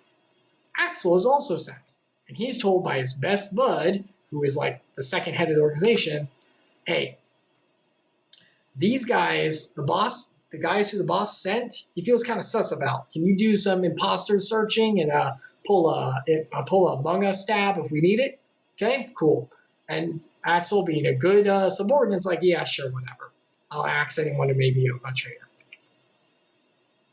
Also, don't forget, something else is here. Just a body, though, not mind or heart, even.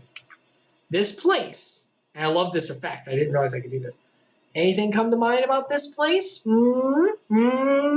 This is Land of Departure. This is where Aqua, Terra, and Ventus are from. It's turned into Castle Oblivion. Remember? Ventus's body is locked here, and only Aqua has access to it. They're probably looking for it. Remember? Remember that is important. Okay. So,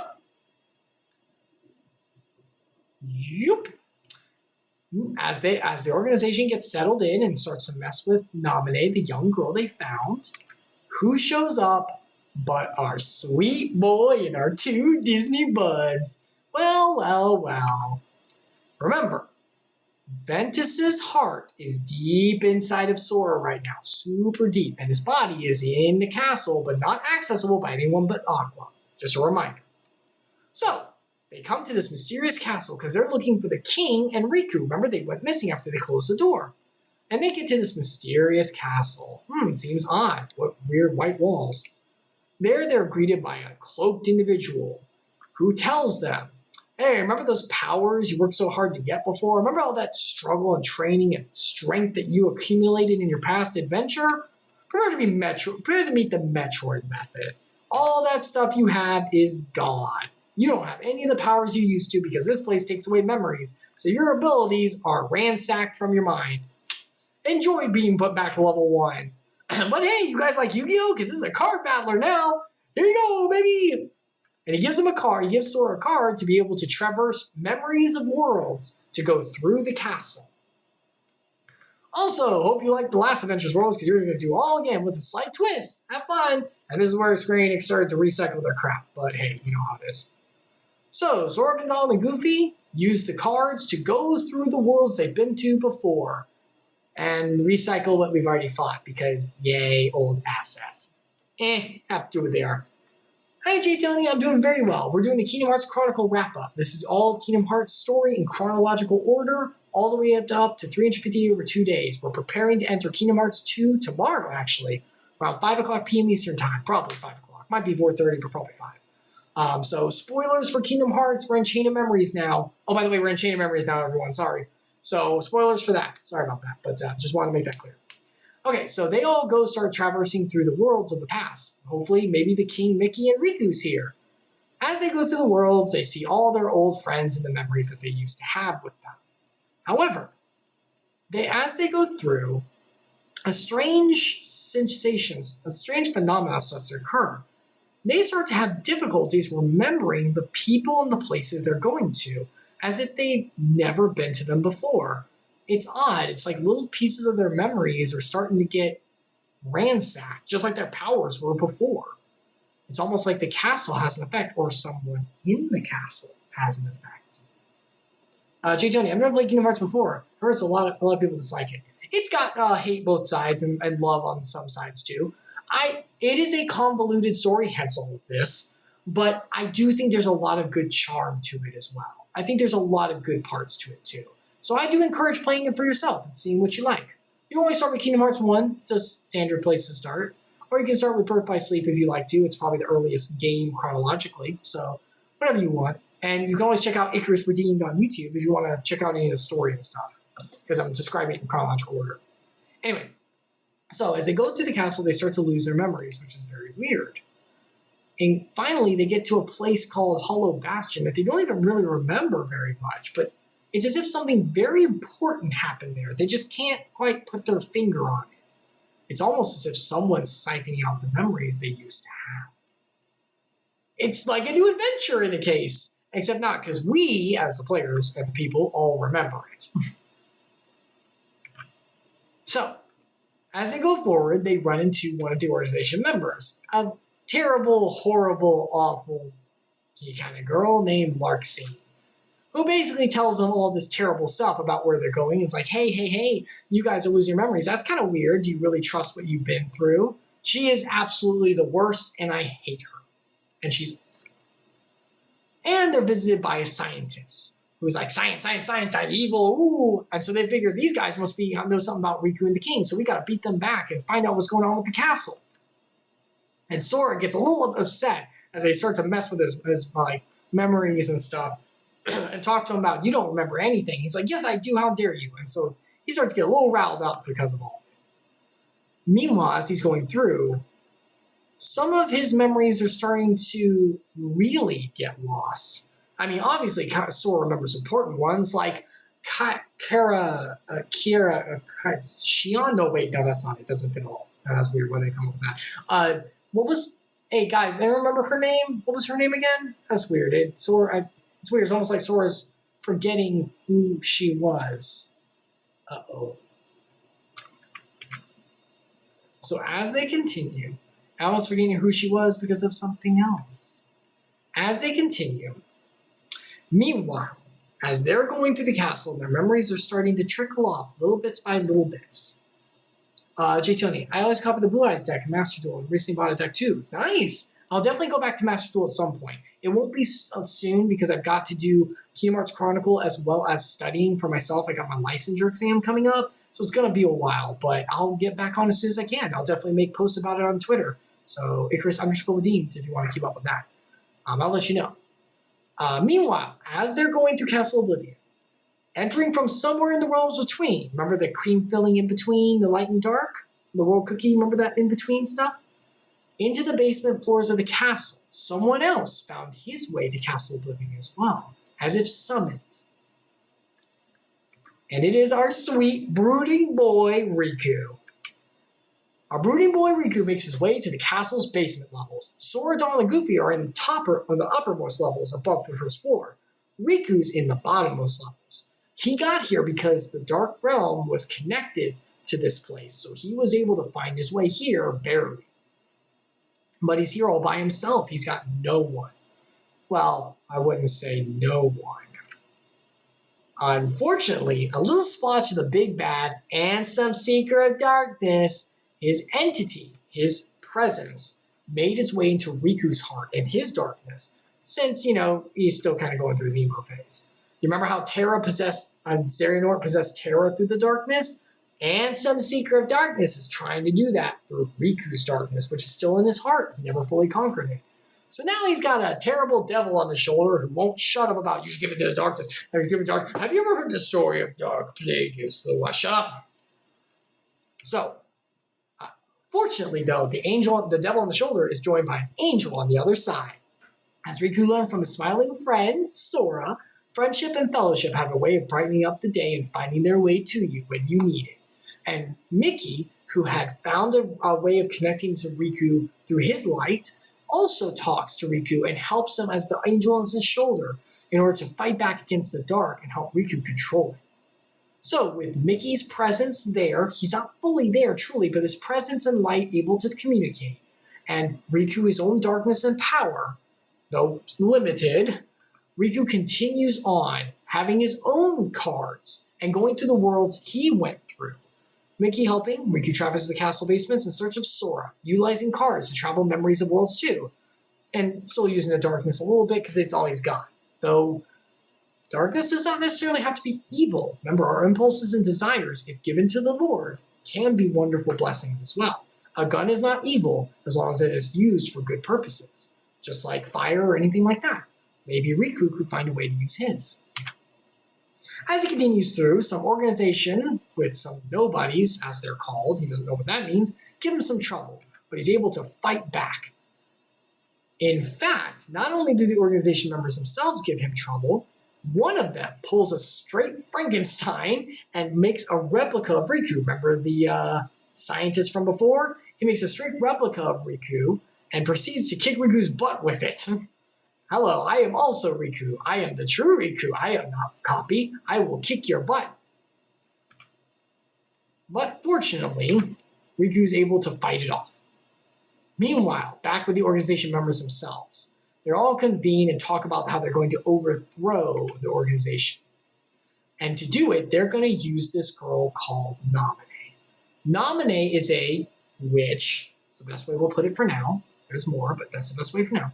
Who has power over Sora's memories, as well as those connected to him to an extent, hence Donald and Goofy. And she is being coerced by Organization 13, by the rebels of them, to take away the memories of our sweet boy from the first adventure and filling them with memories that they deem would be better to be there. Basically, they're trying to use her to fix Sora into a weapon for that. And so the pompous guy, this no one, is trying to do it. Normally they were sent by the organization to use Naminé to get Sora for their purposes, but our sweet, pretty boy leader is using it for his own purposes to overthrow the organization, saying, if we have Naminé and Sora, we can be the leaders and make our own organization with hookers and blackjack and keyblades and brooding boy replicas. It'll be great. And so they're like, sure. And our brooding boy replica, speaking of which, shows right up as a scientist. Unfortunately, our brooding boy replica couldn't beat our true natural brooding boy. True emo powers must come from a true heart, not from a copy imitation. Linkin Park is the one only true band. Whatever, I'm being stupid. It's late. I'm trying to get through this. And he couldn't beat Riku.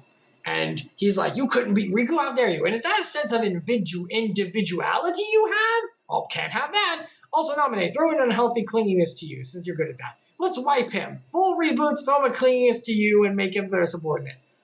And he's like, no, stop, how dare you? Override complete. No, Naminé, best girl, now designated as best girl, must protect. So Riku Replica got reprogrammed by Naminé, who can mess with memories and can mess with Riku Replica, and made him cling to her as in, you are best girl, I will protect you always. I do not care about getting beat by Riku. I will be fully subservient to you. No individuality needed. And Naminé's not very happy about this, because remember, she's being forced to, though she's also choosing. And also remember, Axel's playing both sides. He's supposed to be told to wipe out the traitors, so he knows these guys are traitoring, so watch for that later. Anyway, as Sora goes through his memories, he ends up in a very strange place. One that, even though he's losing his memories, he's sure he's never been to before. He's pretty positive he's never been to this place. This odd area with a Twilight-based world. Interesting. As he gets there, Sora's next sensation is no memory. It has no connection to Kingdom Hearts 1. Though for us, it might look a little familiar. Unfortunately, Vexen, the scientist from before, shows up to fight Sora, and he loses like a chump. Although that fight was pretty hard, I don't remember that. Oh, hey, Axel, you show up. Are you going to back Vexen up? Is this the fight we're going to do? What are you? Oh, heavens above! Axel shows up in front of our sweet boy Sora, close your eyes, and just axes immediately, like freaking executes Vexen on the spot. Holy crap, I'm pretty sure. Did Disney know this was happening? Jeez. Well, he's a nobody, so that's not really a person, right? So it's fine. This doesn't count as murder or a witness to it. Sora, as a counselor, do you wanna talk about this? Maybe? Do you need some help? You feel all right? So Axel then leaves. Great, cool. So okay, and now our sweet boy's scarred for life. That's nice. Cool. Love that. Anyway, moving on. Meanwhile, as Sora continues, Riku continues in the basement levels. He's still searching for Sora in the lower levels of the castle. And then one of the organization members shows up, the big man, to stop him, and he is too strong. Riku, with his limited power, no Keyblade, can't beat him. So in order to win, Riku unleashes the darkness in an inner demon freaking, X-Factor moment and wrecks this guy, knocking him out and defeating him, fully obliterating the Nobody. However, the darkness now released calls into, yes, Unlimited power. And Riku's like, shut it off! Shut it off! And he can't. Luckily, Mickey shows up and does a whole friendship saving the day moment and takes care of the problem. Whew, that was pretty close. Riku's got to be more careful about the darkness. So he continues on, hopefully able to control it later on. So as Sora continues with Donald and Goofy, his memories keep getting messed with, and it's not going too well. Finally, the game finds out the truth. The more time they spend in Castle Oblivion, this unique place that messes with memories, the more losing of their memories they will undergo, the more lost memories they'll have. And Sora is beginning to forget about a certain girl he used to have so much memories for and fondness. What was her name? Kainamine, that was it, right? This was the girl Sora grew up with, right? Sora starts to speak about a girl he used to know alongside another one, maybe that he remembered, I don't remember, and Riku. And her name was Namine, and he always remembered to protect her. He just remembered about the memory he lost in the past. Castle Oblivion must have gotten the memory back for him. He's got to go save Namine, and that becomes his new, single-minded, impulsive, only thinking about short-sighted goal. Uh-oh.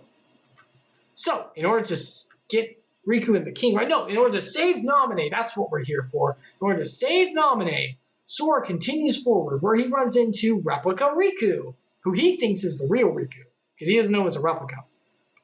And Replica Riku tells Sora about his duty to protect Namine, because his memories state that he was the one who was protecting Namine and promised to protect her in the past. You're wrong, Sora. I was the one who made that promise. And Sora's like, no, I was the one who made that promise, not you. And Sora gets mad and starts a fight against Replica Riku. And Donald and Goofy, trying to figure out what's going on and support our sweet boy as best they can, try to support Sora and like, okay, Namine's your friend. Well, let's figure this out. Maybe help Namine. Unfortunately, Sora, in a bout of uncharacteristic selfishness, short-sighted, and irritability, lashes back out at Donald and Goofy and says, no, I care about Namine. It's not about the king or Riku. I'm getting Namine back, and that's all that matters. If you guys want to follow me, fine. If you don't, whatever. And in a bout of terribleness is a big meanie. A terrible meanie. And I'll show you.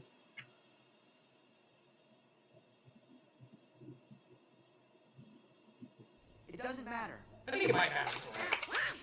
Yes, Donald's might be right.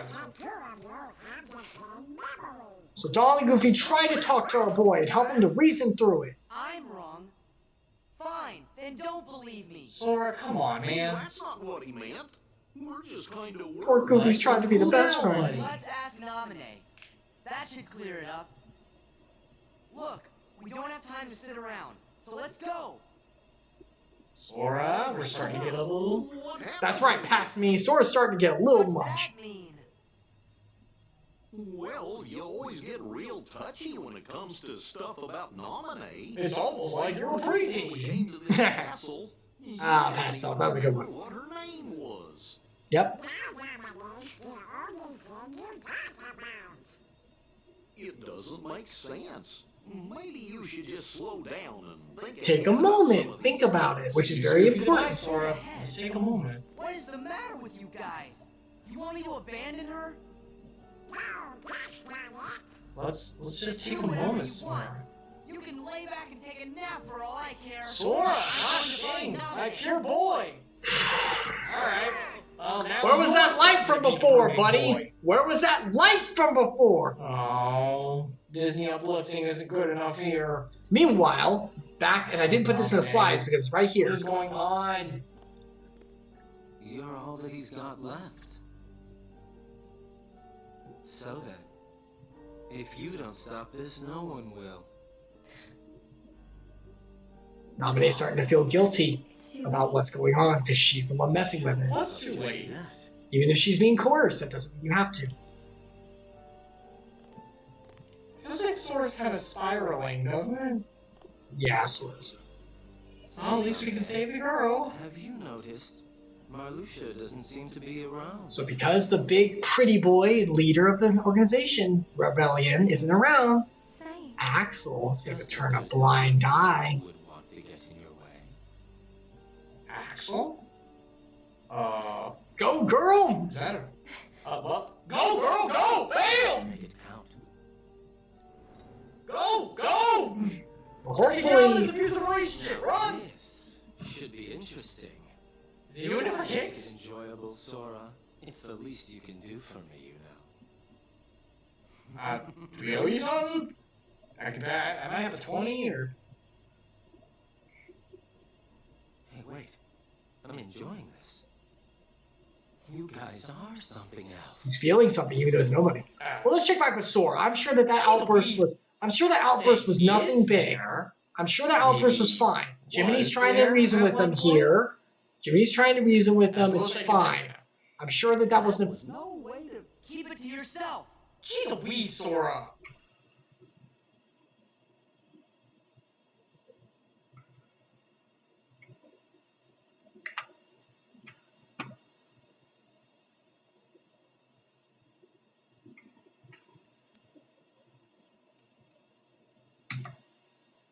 Sora, you disappoint me. You're going down a tier. You don't belong there because how dare you be like that? I'm still waiting for that apology, by the way, everyone. I'm still waiting on it. I showed that scene for a reason. I am still waiting for that apology. Not okay. Also, who are you again? Do we know the character? Whatever. Anyway, moving on. So, after that terrible outburst of selfishness and pride, and you better turn around and say some sorry later, Sora, Sora finds himself in a memory of a world he does remember pretty well.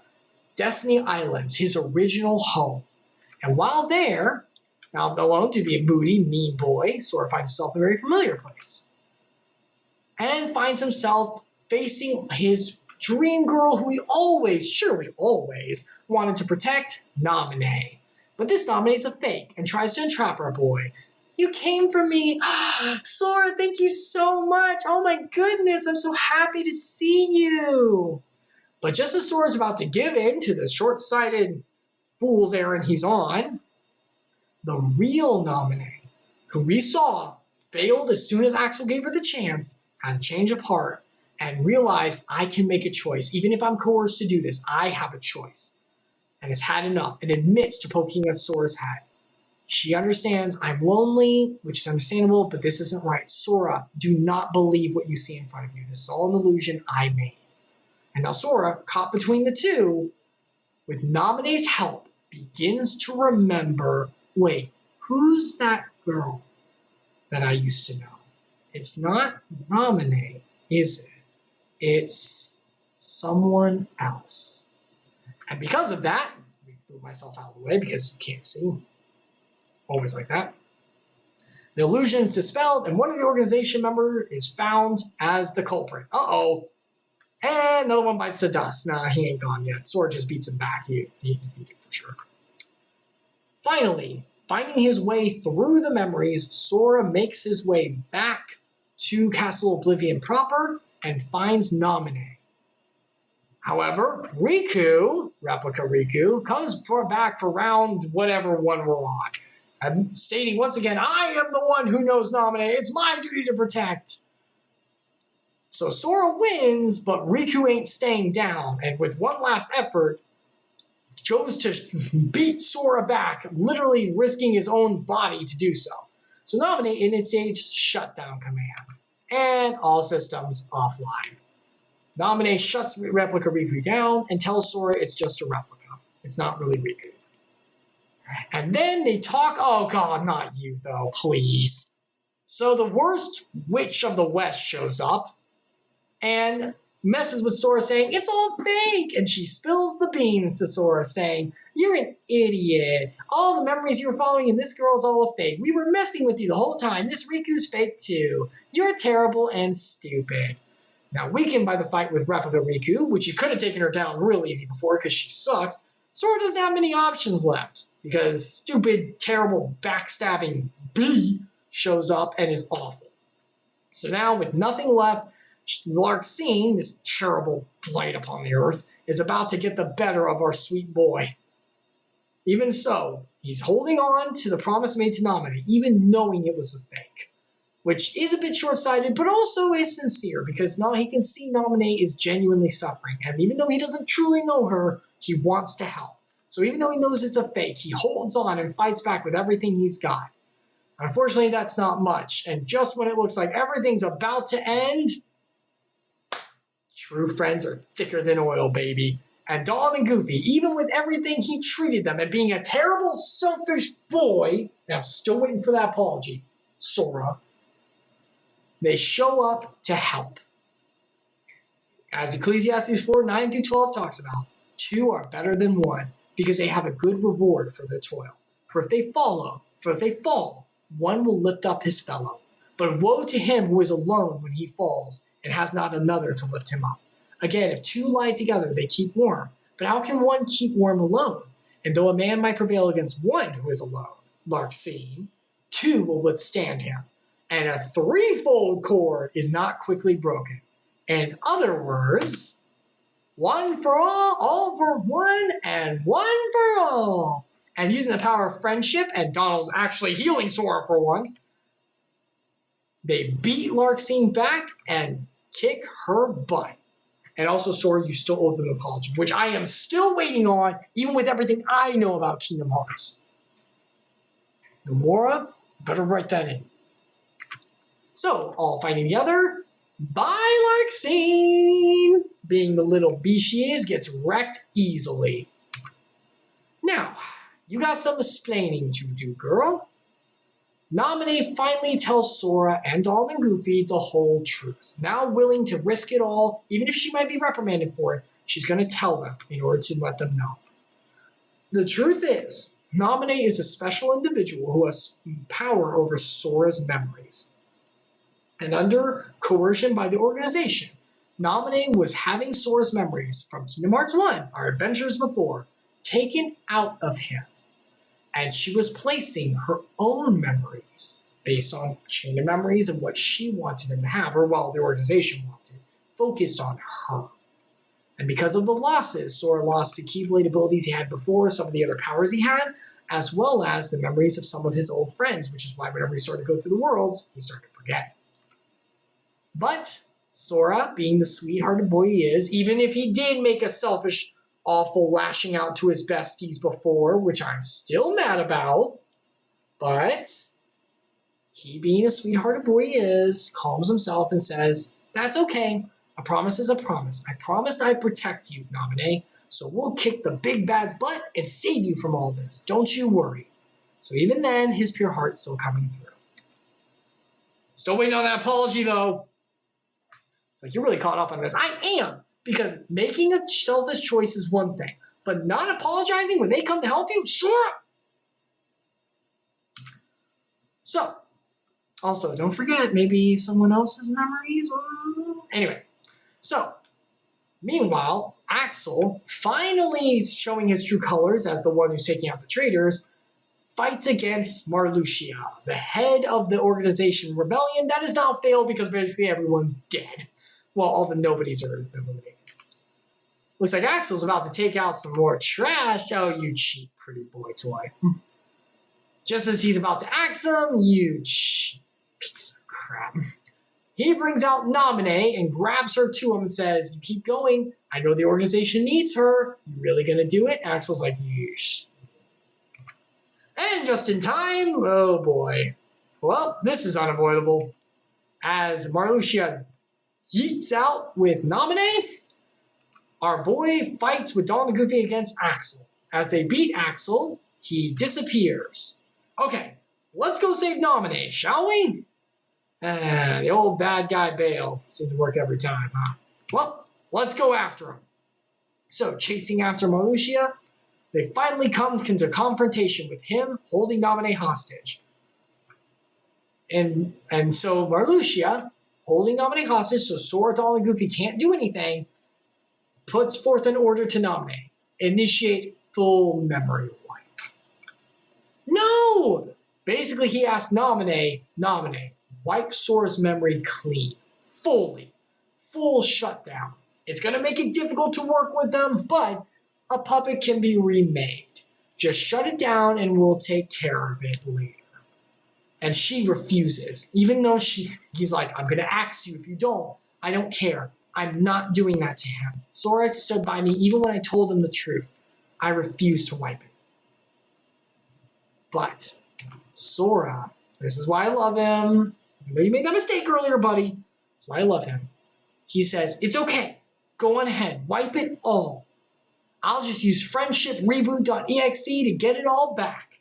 Basically, Sora says, I'm okay with it being wiped. It's okay, because the bonds I have are going to stay with me, even if my memory's gone. And I've got Donald and Goofy, my best friends, who will stand by me to help me, who I understand are amazing and owe an apology to as well. Anyway, and Donald and Goofy are like, that's right, we'll help Sora remember everything. And so Sora's like, don't you worry about it. Go on ahead and wipe my memory. I'm not scared, and calls his bluff. Because of friendship and love. Gosh, I love Sora so much. But at the same time, nah, that's dumb. I'm going to show up and get my girl. Replica Reboot shows up. Hey, ambush, baby! Surprise! Mom! Think fast, Chuckle Nuts! And comes in, grabs Nominate, and pulls her back to safety. And Marluxia is left with no collateral to hold as hostage. Well, crap. So he eats out of there, of course. So this was just a precursor to the real end, though, because they beat back the fake, but he's still back there. So before the final battle, the new Prime Directive, Sora gives Replica Riku, who he knows is a replica now, but is okay with, and says, Replica Riku, new Prime Directive, protect Nominate while we beat the bushy out of Marluxia. And he's like, affirmative. I'll take care of her. You guys go kick his butt. So charging forward to the final battle, Sora faces off against the final foe of Marluxia with his full Nobody abilities. Which, by the way, just to call out, this fight is way cooler than it has any right to be. His form and like the Mother of Death behind him and everything, and like on like the place. There's a first form too with like a little like a mech he controls basically, but then it comes to this with like another demon like battleship. I don't know what's up with them in this, but it's really cool. This is a good last fight. I really like this last fight. So Sora faces off against Marluxia and kicks his butt. Bye-bye, pretty boy. And everything's right with the world. So, after beating Marluxia's butt, he goes back to Nominate and Replica Riku. And Replica Riku basically says, all right, peace, I'm out. I did what I was supposed to do. Nominate safe, I'm going. But wait, you could be our friend. Bye. Okay. Well, still kind of a copy of a brooding boy, so brooding will be brooding. Teenagers will be teenagers after all. So, Sora asks, so can we get our memories back now, like the real ones? And Nominate tells him, well, yeah, but it's kind of a bittersweet thing, because, you know, Nomura loves that stuff, apparently. Basically, Sora has a choice to make. Yes, he can have his memories placed back in him from Kingdom Hearts 1. Everything he knew, and Kairi and everyone. But to do it, he will have to forget everything from this little adventure in Castle Oblivion, including Nominate herself. Which means he'll have to forget the promise to her and everything. Which is very sad, because remember how he was so gung-ho for it earlier. And he does genuinely care about Nominate, so this sucks. But there's no other way. She's got to pull apart all the chains of the fake and put the real back. They can't exist at the same time, at least not right now. So Sora makes the choice. Will you keep the fake or lose it for the real? Real, please. I love you, Nominate. I'm sorry, but I need my real memories. And Nominate makes a very sad comment, like, oh yeah, who need fake memories anyway? It's very sad.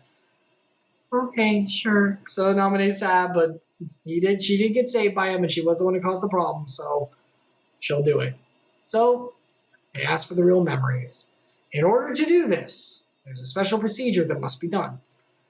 Welcome to Sora's new bed, where he will stay for a whole year while his memories are put back in place by Nominate. Because of the damage that was done and all the fake memories can jumble with the real ones, Nominate is going to have to take a whole year to put Sora back together. So Sora is going to have to be resting in this chamber pod for an entire year. And Sora says, okay, that's all right, I'll do that. and I'm going to have to get rid of the memories of me. But even if the memories of this place are unlinked, the promises are forever. And Sora makes one more promise to Naminé, saying, we'll be friends for real once I get out of here. Promise me that. And Naminé says, okay. And that promise will set deep into Sora's heart and will not truly be forgotten for the future. But everything about the adventure itself will be. So. Meanwhile, Sora's not the only one in this place. In the basement of brooding, we have our sweet brooding boy who's trying to find Sora and his best friend, still ascending through to the top floors.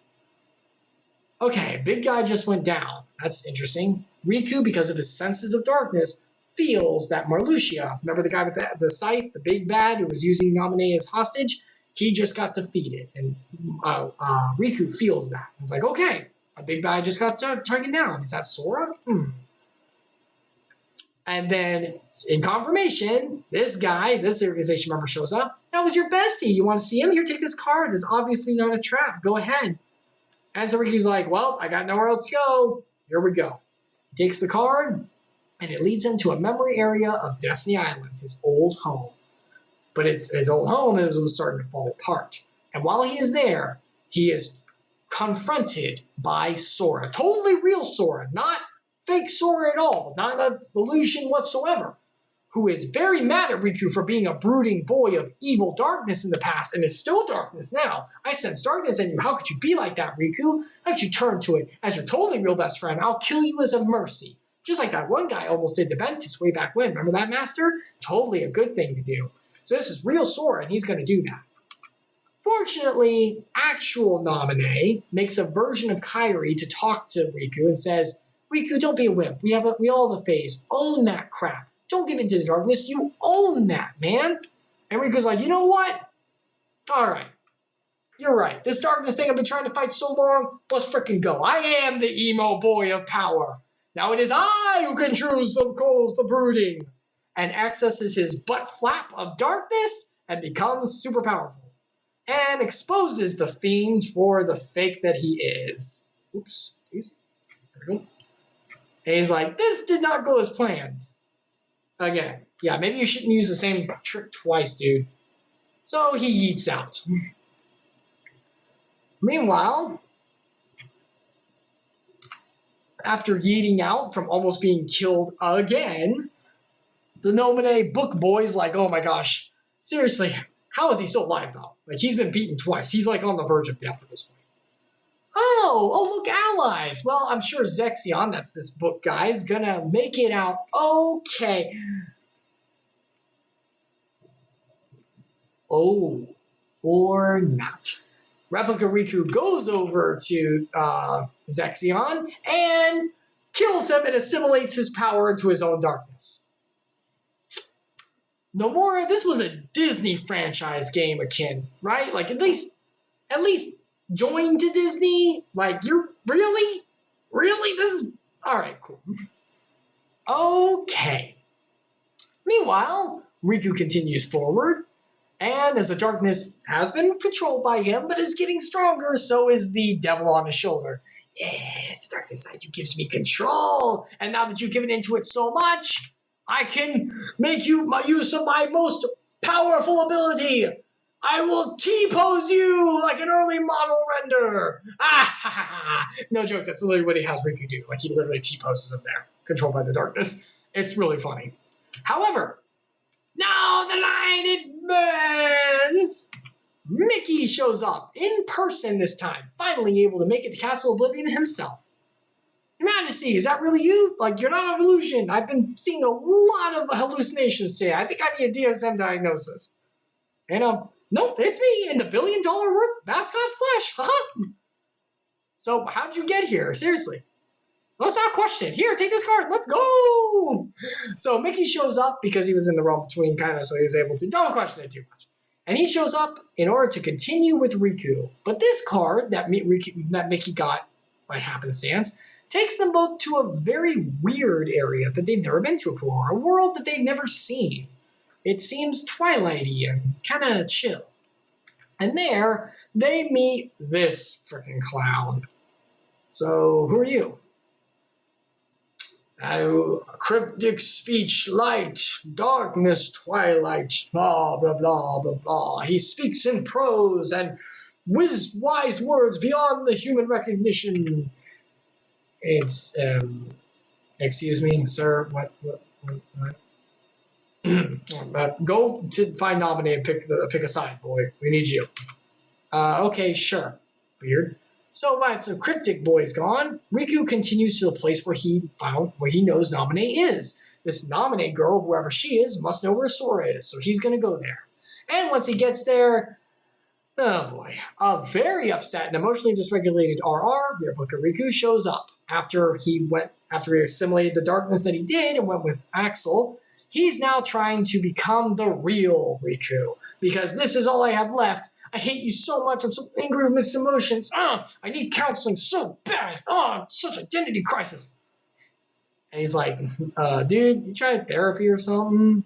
Shut up, you're not my dad. And because of that, the two fight each other in a glorious combat that was actually pretty hard. I died on that a few times. And then nothing can beat the original, so real Riku comes out on top. Can't be the OG, especially with good character development behind him, finally. Well, guess I'm dead now. You feel any better? Like, are you okay? I guess, sure. Well, there I go. So he just kind of disappears, and he asks, where do I go when I die? I'm a replica. And Riku's like, good luck. All right, cool, bye.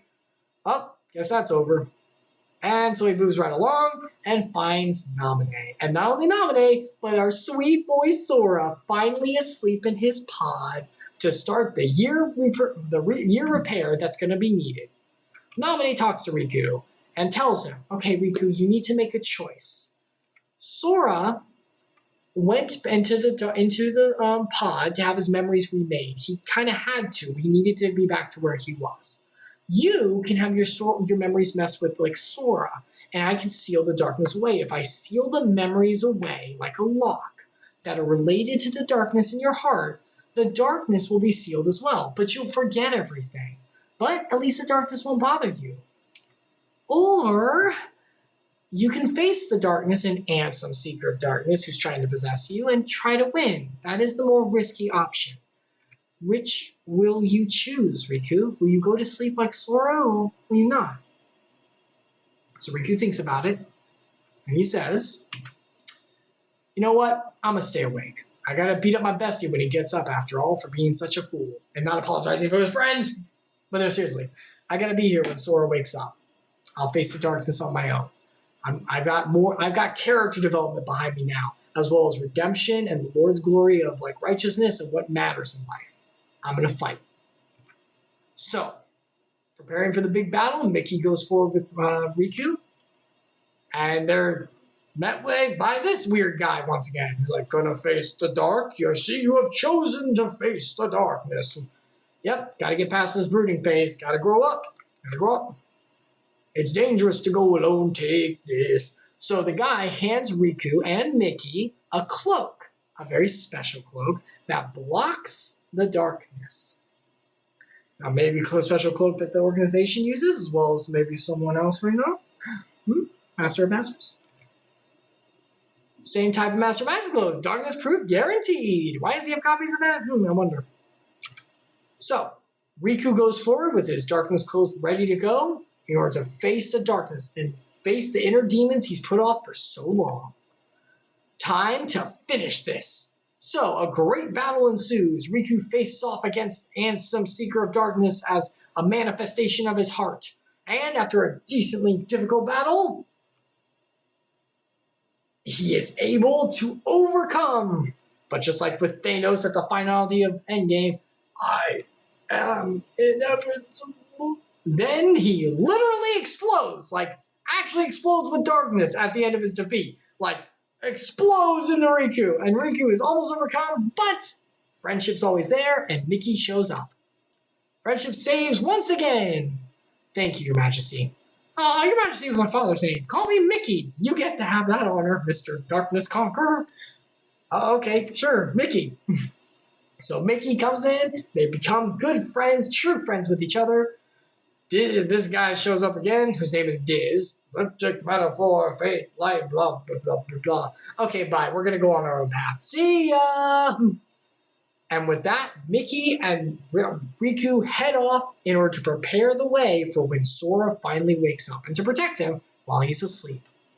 And those are the events of Chain of Memories and Castle Oblivion. Now, we're not done yet. I know. This has been going on for 3 hours for us. But we've got to get this done. Next time I'm going to have to split this up into 2 parts, probably.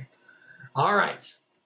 While we do have Sora set aside to recover and Riku and Mickey helping to prepare the way, they are not the only ones who hold a key to Sora's future and the future of our story.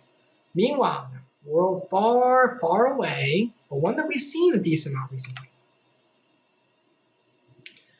Roxas, the nobody that we met before, is still doing missions. Remember, Axel was on Castle Oblivion on a special assignment and just axed off with Sora and Riku, the other organization members that were trying to betray her. Now, on his own missions, totally oblivious to everything we just saw, Roxas and this other new member, I forgot the name, Xion, right? Yeah, Xion, that was it, are going forward to do their missions. On one of their missions, after many days spent together hunting Heartless, the individual finally reveals her face and speaks. Oh, we have a voice in the face now. Her name is Xion, that's right. And she has a very nice face and a very nice person. Oh, a sweet young girl. Doesn't she look familiar to anyone? I know we have to end soon, so we gotta get through this, but does she look like some... Nah, whatever. Oh, look out! Heartless coming! More important. So the two get attacked by a giant Heartless. And using the Keyblade, the ability he has to wield, because, gee, I wonder why. I don't understand why. Roxas fights back against the Heartless. Unfortunately, he gets knocked pretty bad, and the Keyblade goes flying out of his hands. And in that moment, a very unique interaction happens. This girl, Xion, that was her name, picks up the Keyblade herself and beats down the Heartless to finish the job. That's weird. Like, all the other Nobodies don't have Keyblades, and you can only wield a Keyblade if you have bequeathed the power like Riku, or you're like a Princess of Heart, maybe, or if you have the ability somehow. That's odd. She's holding it fine. Remember in Kingdom Hearts 1, whenever anyone held it besides Riku or Sora, it would go back to them immediately. That's odd. It's not leaving her. It's weird. Maybe Nomura made a mistake. Maybe this is a one-time kind of thing. Oh, you can use the key? She's like, I guess. She didn't even know that she could do so. Huh, kind of weird. Well, let's move on. There's ice cream to be had. So, Roxas took Xion to his special place. He went with Axel all the time in the past, and they shared ice cream together. Thus, a new bond was formed. Not a new bond, remember, because they don't have hearts. They're nobodies, so they don't actually have a bond. This is just fake, so remember that. It's not important. It's probably not important for normal. However, as time passed and Axel returned from his mission, or as Axel was returning from his mission, something terrible happened to Roxas. Roxas fell comatose and totally went, and was non-responsive for a long time. Due to Nominee's work piecing Sora back together in Castle Oblivion, Roxas was affected and down for the count. Now, why was he affected? I couldn't know why. It seems to be correlating at the same time. I couldn't imagine why he was affected, but it seems to have a similar effect on him. I suppose it's just a coincidence. But while that's happening with Nominee trying to put Sora's memories back together, apparently Roxas is down for the count. Well, that doesn't seem very good. And so the big bad, the leader of the organization, well, good thing we have a backup. So as Roxas sleeps, Xion, because she's able to wield the Keyblade as well for some odd reason, for like a month, wields the Keyblade and did Roxas's job for him.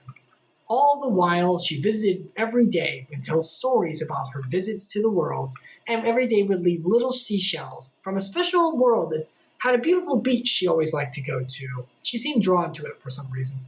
Must just be a nice place for a timeshare. Finally, Roxas woke up. Hooray! After months and months of being asleep. Wait, did you watch me while I slept? Were you watching me the whole time? Wait a minute, why are all these shells here? How about some ice cream? Let's totally forget about that. And so after waking up, Roxas has ice cream. For a while, Roxas did his missions at ice cream all alone because Shion was busy with her missions at that time. But the two had ice cream together every so often while they waited for Axel to come back. Axel finally returned from Castle Oblivion after the events of Chain of Memories. Guess who's back, baby? Don't tell me you all forgot about me. I thought you had it memorized. Axel, I thought you died. Like, I literally thought you died. I'm friends with Shion now, so we're all going to hang together. Right. Sure. Yeah, Axel, totally. Because we're friends. Because that's a thing we do. We totally have hearts. Right. Okay. So, after returning back from some of his missions, Axel was approached by the second-in-command, Saix. These two used to be friends whenever they were humans back in the day, and they still have memories of that. Because remember, you have memories of whenever you're human. So, Saix asked for Axel's report on Castle Oblivion. All the traitors are gone. Also, Nominate escaped. Don't know how that happened. I didn't have anything to do with it. Totally. So Saix is like, okay, at least all the traitors are dead. We lost Nominate, which is bad. But we have two Keyblade wielding people here, so that's not terrible. Did you find the chamber? And the chamber he's talking about is the one with our sweet sleeping boy, Ventus. Why are they looking for the chamber? How did they know about it? Guess we'll have to find out later, huh? The organization's mind is like that of an enigma. But unfortunately, Axel has bad news and tells him, nope, we didn't find nothing. The place is too weird and too reorganizing on itself. Don't really feel a lot of love here. The amount of coldness between the two that continues throughout the story, really hard to tell if they were friends once, but they don't have hearts now, so maybe that's the reason. Anyway, so, moving forward, Axel and Roxas have ice cream together again. But Shion is missing for several days. That kind of sucks. Finally, though, she shows up, and she's able to have ice cream with them. However, she also brings with her a problem. She tells her, and she tells everyone, that she cannot summon the Keyblade any longer. She is having trouble doing so. Also, when she is speaking, this is very important, when she's as her existence based upon memories and associations, because she's a replica based on memories, based on how those memories unfold for people, Axel, because he doesn't know her, whenever she speaks, only sees her as a hooded figure. He doesn't see her as a person. But when Roxas speaks, he sees her as her, because he knows her as how she is. It's a unique side effect of Shion's existence, being based on nothing but memories placed in time of her. But she brings with her a problem. She can't summon the Keyblade anymore. And without the Keyblade, she might be axed from the organization. So, Axel comes up with a solution. Roxas, if you pull double duty for Shion, because you can use the Keyblade, two of you go on missions. Both of you always go on missions together whenever you go out. Pull double duty, and they won't know the difference. It'll be as if she's doing her share. And so everyone agrees, and they all become good friends as their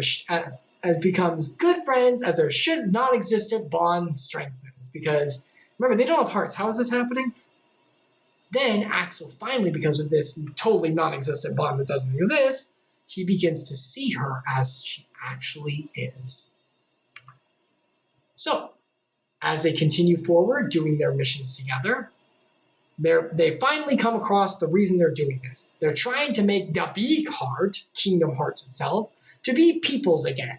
They want to open Kingdom Hearts so they can get their hearts back that were lost to darkness, because remember, that's what happens, to be real people. They're tired of being nobodies. So they're going to summon Kingdom Hearts, they're going to slay Heartless and connect hearts to do it. If they just put a bunch of hearts together, surely that summons Kingdom Hearts. We don't need the Keyblade and everything, right? But we just smack a bunch of hearts of light and darkness together, surely it'll just form. Yeah, this is probably going to work. So, while this is happening and the organization is doing its plans, Nominate is still working with Diz, this strange, mysterious individual, to put Sora's heart and memories back together again. However, our sweet sleepy boy is still taking a nap in the basement in this place. In this secluded mansion has become their HQ. However, all right, witch girl, complete your new welcome to your new timeshare. Complete with work from home capabilities. Now put his memory back. We're working COVID rules here. Do your job and put Sora back together. Nominate, however, presents a problem. Okay, I think some of the pieces are missing. When his memories were lost in Castle Oblivion, some of them may have found their way out. We might be missing pieces of his puzzle. And, of course, Diz, being the very understanding individual he is, waves it off dismissively. Bah, how important can one or two memories be? It's fine. What if he forgets about Kylie or something? It's fine. So, while they're doing that, our sweet trio is still hanging out together. After a time of Xion going on missions with Roxas and sharing the Keyblade, to try to make up for the fact she can't summon it, the two show up to present their results. And it becomes, da-da-da, she's able to summon it once again. Hooray! She's finally able to summon the Keyblade again. So now they both can go on solo missions. And to celebrate, they do what else but eat ice cream. How are these three not like 500 pounds? Oh yeah, they're just like a body or something. Looks like things are finally solved for good. And with this, the three friends who should never be or exist at all will surely be able to hang out and eat ice cream forever with nothing bad always happening and always remembering each other in their memories of their non-existent heart. Surely this will go well for the future, and this will be how it continues forever. Because Nomura he just loves his happy endings, right? He just loves things turning out good for everyone, right? Totally. Oh, boy. What happened at the end of Birth by Sleep again? Where's Aqua Terra Mentis? How did that end again? Oh, boy. Well, things start to fall apart very quickly as Axel is approached by Saïx again, who tells him to go back to Castle Oblivion again and says, get to the chamber. We need it for me to double cross the boss and become amazing and to get his secrets out because he keeps secrets, which is a no-no. Axel, you go back there. This is from the boss's order. So once again, rebellion in the organization. They're such a good close-knit family, aren't they? And so Axel's like, why should I? It's not even from the boss at this point.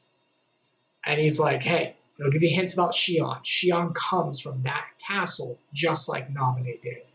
And Axel's like, oh.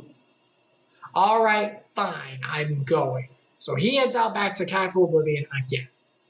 Meanwhile, during one of Xion's missions, she comes across a hooded individual.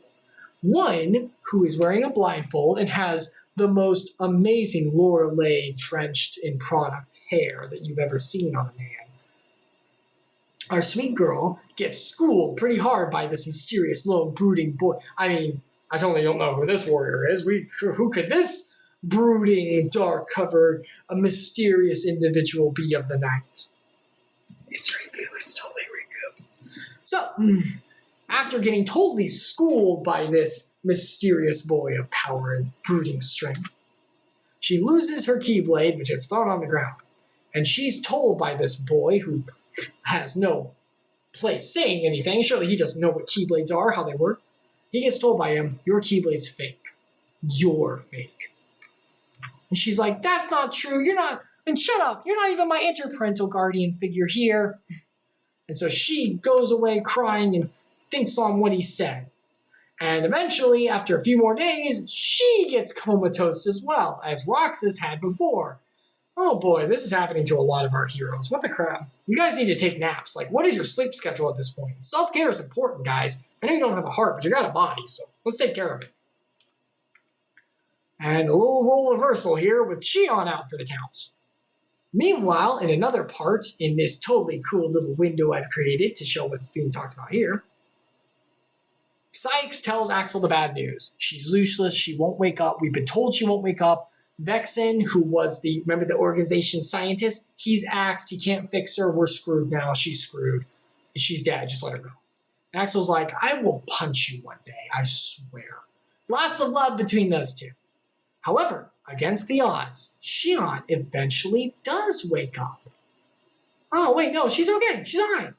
I'm back up to work, and she immediately wants to go back to work to do her duties. However, Roxas is like, shouldn't you rest a little bit? Nope, let's go! All right, well, she says she's fine, so the three continue off to Twilight Town in order to do a duty of beating a Heartless, a simple mission. However, once they get there, Shion immediately drops. Okay, so she is not all right. Maybe she's not okay. And the Heartless show up. Oh boy, okay, Roxas, you take care of them. And once he does, she comes back too. Okay, she's all right. They take her back, she's okay. It's okay, no, seriously, guys, I'm good. I'm okay, I promise. She's totally all right. Oh boy, I'm sure that won't come up again. Uh-oh. Meanwhile, back in the mansion in the basement levels with Sora being put back together. Meanwhile, in the Timeshare Manor basement, our mysterious man of mystery and intrigue speaks to our witch of memories. What troubleth thine soul? Okay, what's the holdup? You should be done. You should be doing the job I'm not paying you for. What's going on? What am I not paying you for? Why isn't he back together? It's taking too long. And Naminé, finally confirming it, tells him the bad news. Some of the memories are definitely missing. We need all of them. He can't be put back together unless we have every memory that makes him who he is. So he's like, okay, where are they? They might have found their way into someone or no one else. The memories that left during Castle Oblivion, when I took them apart, might have trickled off somewhere where someone else foreign there. Uh-oh. Meanwhile, Shion makes her way to Castle Oblivion, learning that it might be the place that holds answers for who she truly is, after being called a sham and everything by the brooding, mysterious boy, Riku. She now wants to find out the truth. She takes the plunge and goes to Castle Oblivion. And Axel meets her there, who is already there doing his job. He's like, look, you don't want to see what's in here. You really don't want it. And she's like, nope, I'm Persona 4ing this crap, finding out who I truly am, gonna face myself, reach out to the truth, let me in. And there, even fighting against the memories flooding inside of her, she learns the truth of who she is and disappears from everyone's radar for a while. She gone AWOL. Meanwhile, back at the mansion, Riku, who's been working with Diz, the mysterious man of Enigma Mystery, and Naminé, shows up to find out what the problem is. And Naminé tells her bad news about Sora's memory. It's like an omelet festival. They're all scrambled in there. It's bad. It's real bad. I'm trying to put it back together, but we're missing pieces and we gotta have them. So the problem is, what's happening? She tells Riku the truth. Sora's memories from in the original game, from what matter, a lot of them were put back and she has them, she's putting them back into his mind. However, some of them have dripped away from her and split into two different containers, empty vessels. Due to Sora's memories being lost to Naminé at the same time as Roxas's creation, half of them were lost to Roxas, and they're in him whenever he was created because I don't know why. It seems like he kind of came from that for some reason. And part of those memories that were lost inside Roxas, it's even worse, with the connection made between them, were then moved to the blank slate. Some got moved to her. So now we've got memories in Sora himself, but half of them in Roxas, and then half of those got moved to Shion, which is probably why she can also use the Keyblade. So now we've got this whole mess of the memories that are supposed to be here, and now moved to here. So now it's this whole omelet that's not supposed to be the way it is. And Naminé can't grab them. She can't just get them out right now. And so she says the only way to fix this is to get rid of the noise. Is to get the memories pulled from these and put back here. And that would mean these two have to... Yeah. Nomura loves happy endings, don't he? And so Riku, faithful to his friend, his sleeping boy, on it, and goes to take care of it. He approaches Shion, who's now all by herself after learning the truth. And she asks him, why do I keep seeing this girl who looks like me and Sora? You know, Kairi. And Riku tells her the truth. Some of Zora's memories took a detour and ended up parked in your mind garage. We're going to have to get them back. He's not going to wake up without it. And that means we have to take them from you. And if we take them from you, girl, that means that all of you will not exist any longer. In order to take the memories from Shion and put them back to Sora where they belong, she cannot exist any longer. And all memories of her will go away forever. She will no longer be in anyone's memory or in any shape or form. So she mulls this over, and she asked if she can mull it over for Peter. She asked if she can think about it. And Riku, being the good guy he is, even though he wants to help Sora, he sees the hurt here, and he's like, all right, let your heart be your guiding whatever or something. Just make the right choice, okay, for everyone. So she's like, okay. Meanwhile, in searching for Shion, Axel and Roxas go to search for her, and they go to every world they've ever been to. They can't find her. Then they think, what if we go to Castle Oblivion?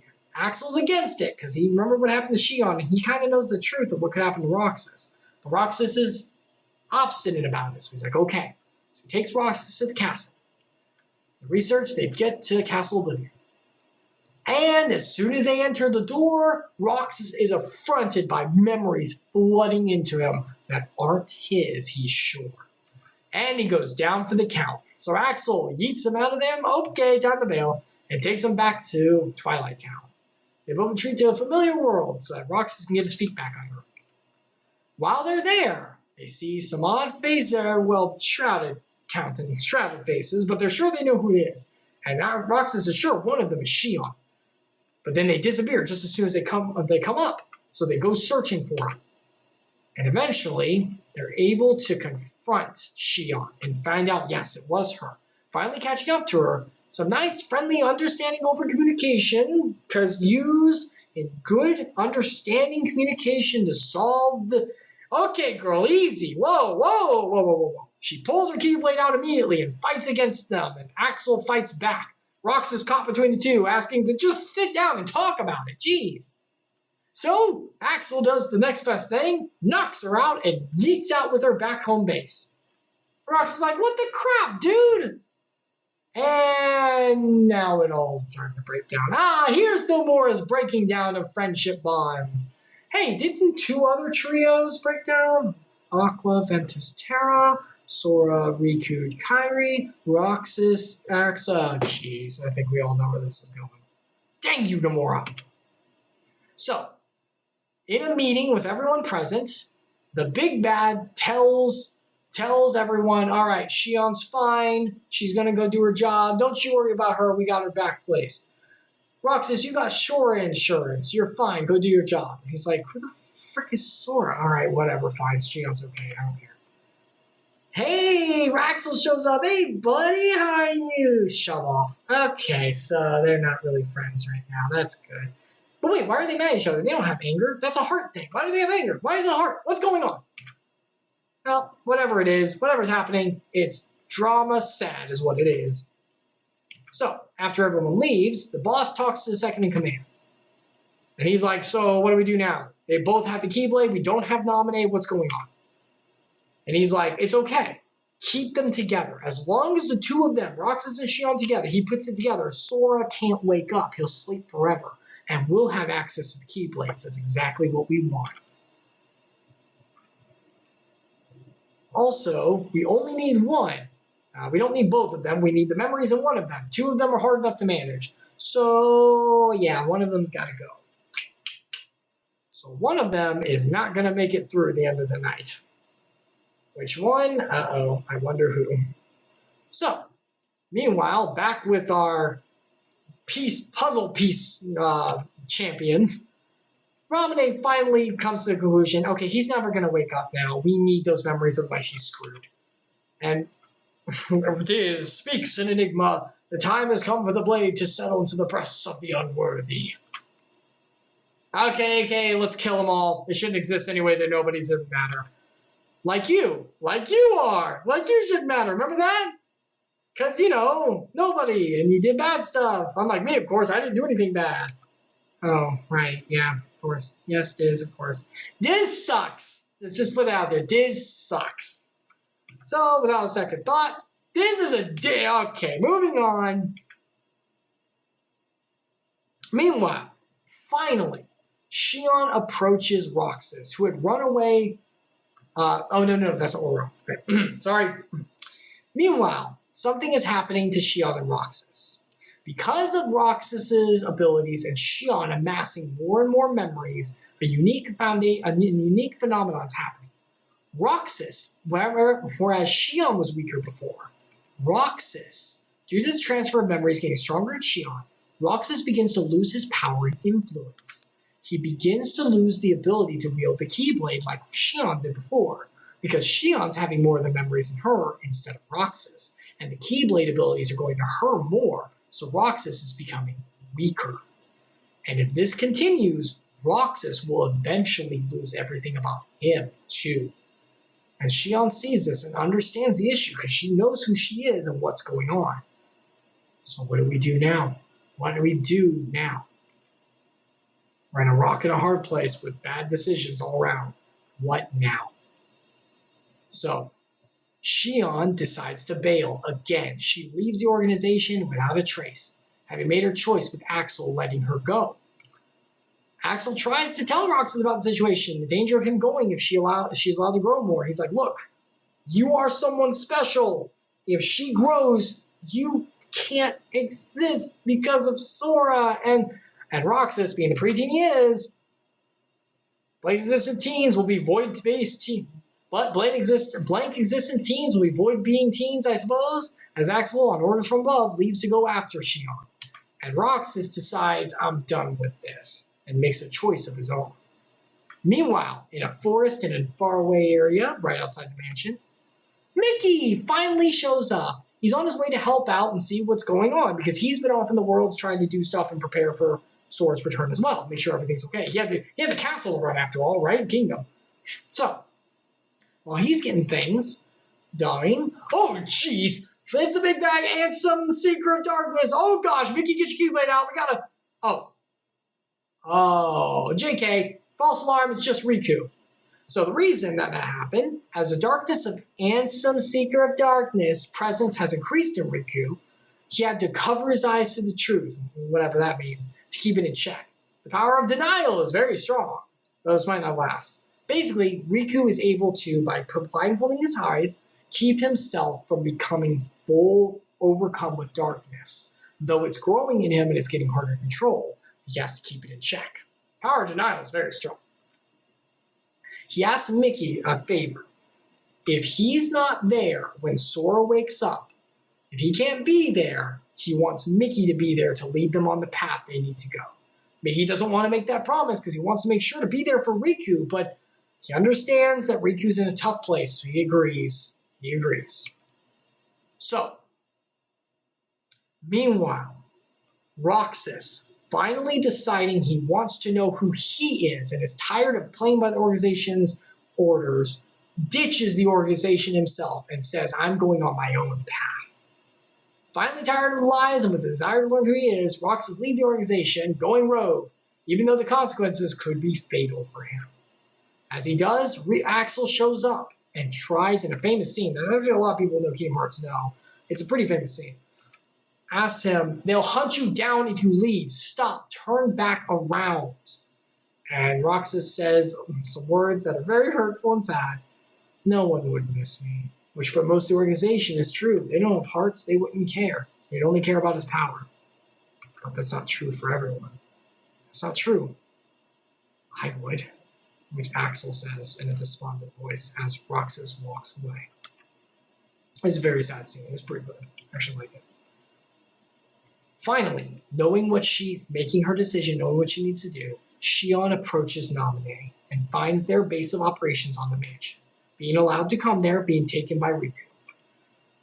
She admits the truth and understands. So I'm not supposed to exist, am I? Like, even more than normal nobodies, I'm really not supposed to exist, right? Like, everything I have is based on the after effects of memories that aren't even supposed to be in me, right? Like, she is the nobody of nobodies. Nobody shouldn't exist. She really shouldn't exist. She is the nobody of no one.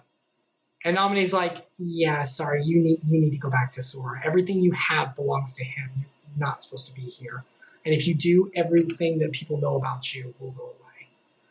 You are, and she uses the line that tells her what she truly is. You are Kairi as Sora remembers her. Like an idealized version mixed with the memories themselves. That's why she looks like Kairi, but is kind of different as well. She's an amalgamation of an abomination of memories and sadness there. And that equals her. So if the memories are placed where they're supposed to be, back inside of Sora, she will no longer exist. If you make this choice, Naminé tells her, you will cease to exist. There'll be widespread amnesia of you. No one will remember anything of you. You will have never been. Because even more than of a nobody, you only existed by connections and loose ties from memories that only should have been for other reasons. So you will not exist truly. And Shion, this is why she's one of my favorite characters, agrees. I love characters. Can you tell I love characters who are self-sacrificial and kind? Love it. It's okay. I'll make the sacrifice with a smile. Just take care of them for me. Hold on, I'm going to text Mom. We're almost done, I swear.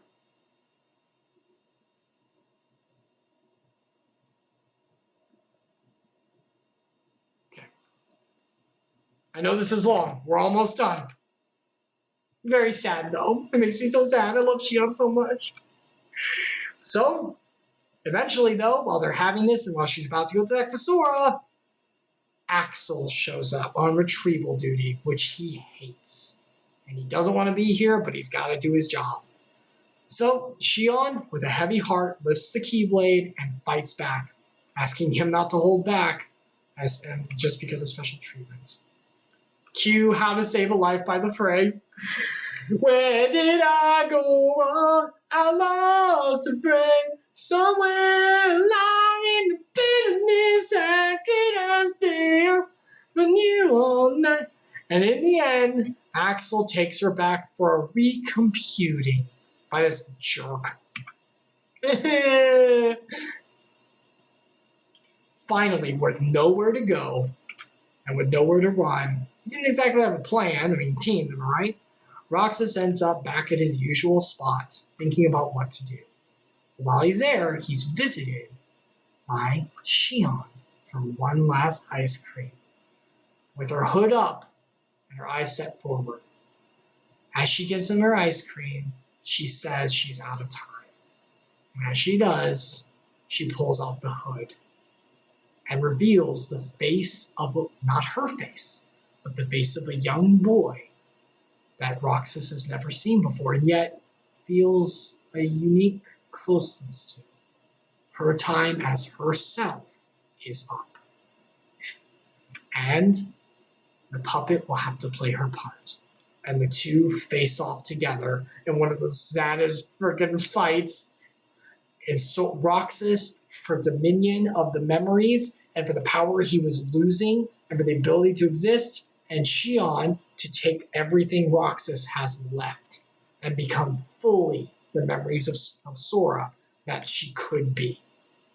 As the battle continues and a huge strike is made in hesitation and sacrifice, but in resolve, Roxas strikes Shion down.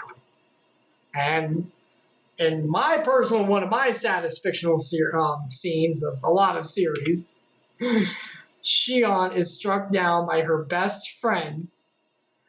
And with that, she's gone in all the memories of her, which return to Sora.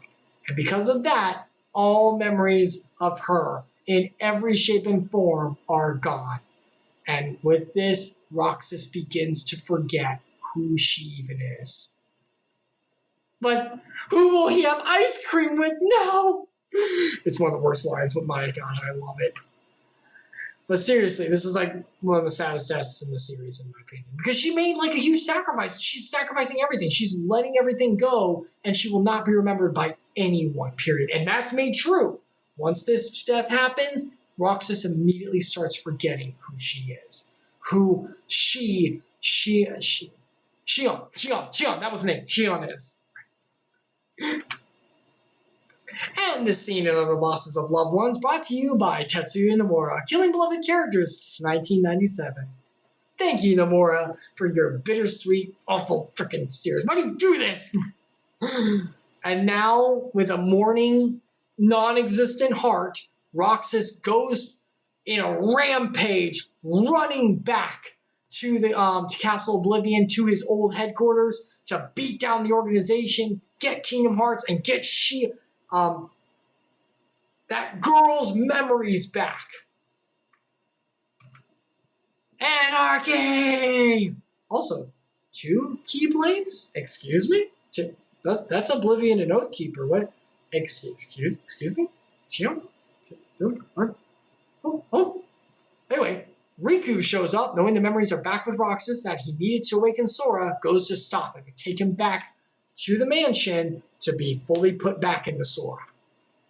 Due to his heart being connected fully with Sora's to Roxas, Roxas can wield 2 Keyblades with the full array of parameters to kick Riku's butt back. This is something you're not supposed to see until Kingdom Hearts 2, but you see it now. I'm sorry, I can't do anything about that.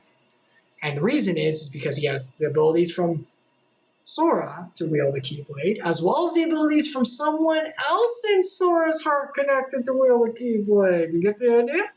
So, the only one who can wield 2. As he beats Riku back, Riku realizes he has no options. He cannot beat someone using 2 Keyblades, 2, as well as the memories and powers of his friend. So, in order to get the insta-win, he presses the button. He flips the cover off and hits the big red button, but with a cost. And by giving up his appearance and who he used to be, he accesses Ansem, Seeker of Darkness's dark power, as well as his own, and immediately conks Roxas out. With a battle won by Riku, now losing his pretty boy face, Diz shows up to claim the spoils, be the overall dirtbag he is. Roxas covers his face once again, not letting Diz see the transformation.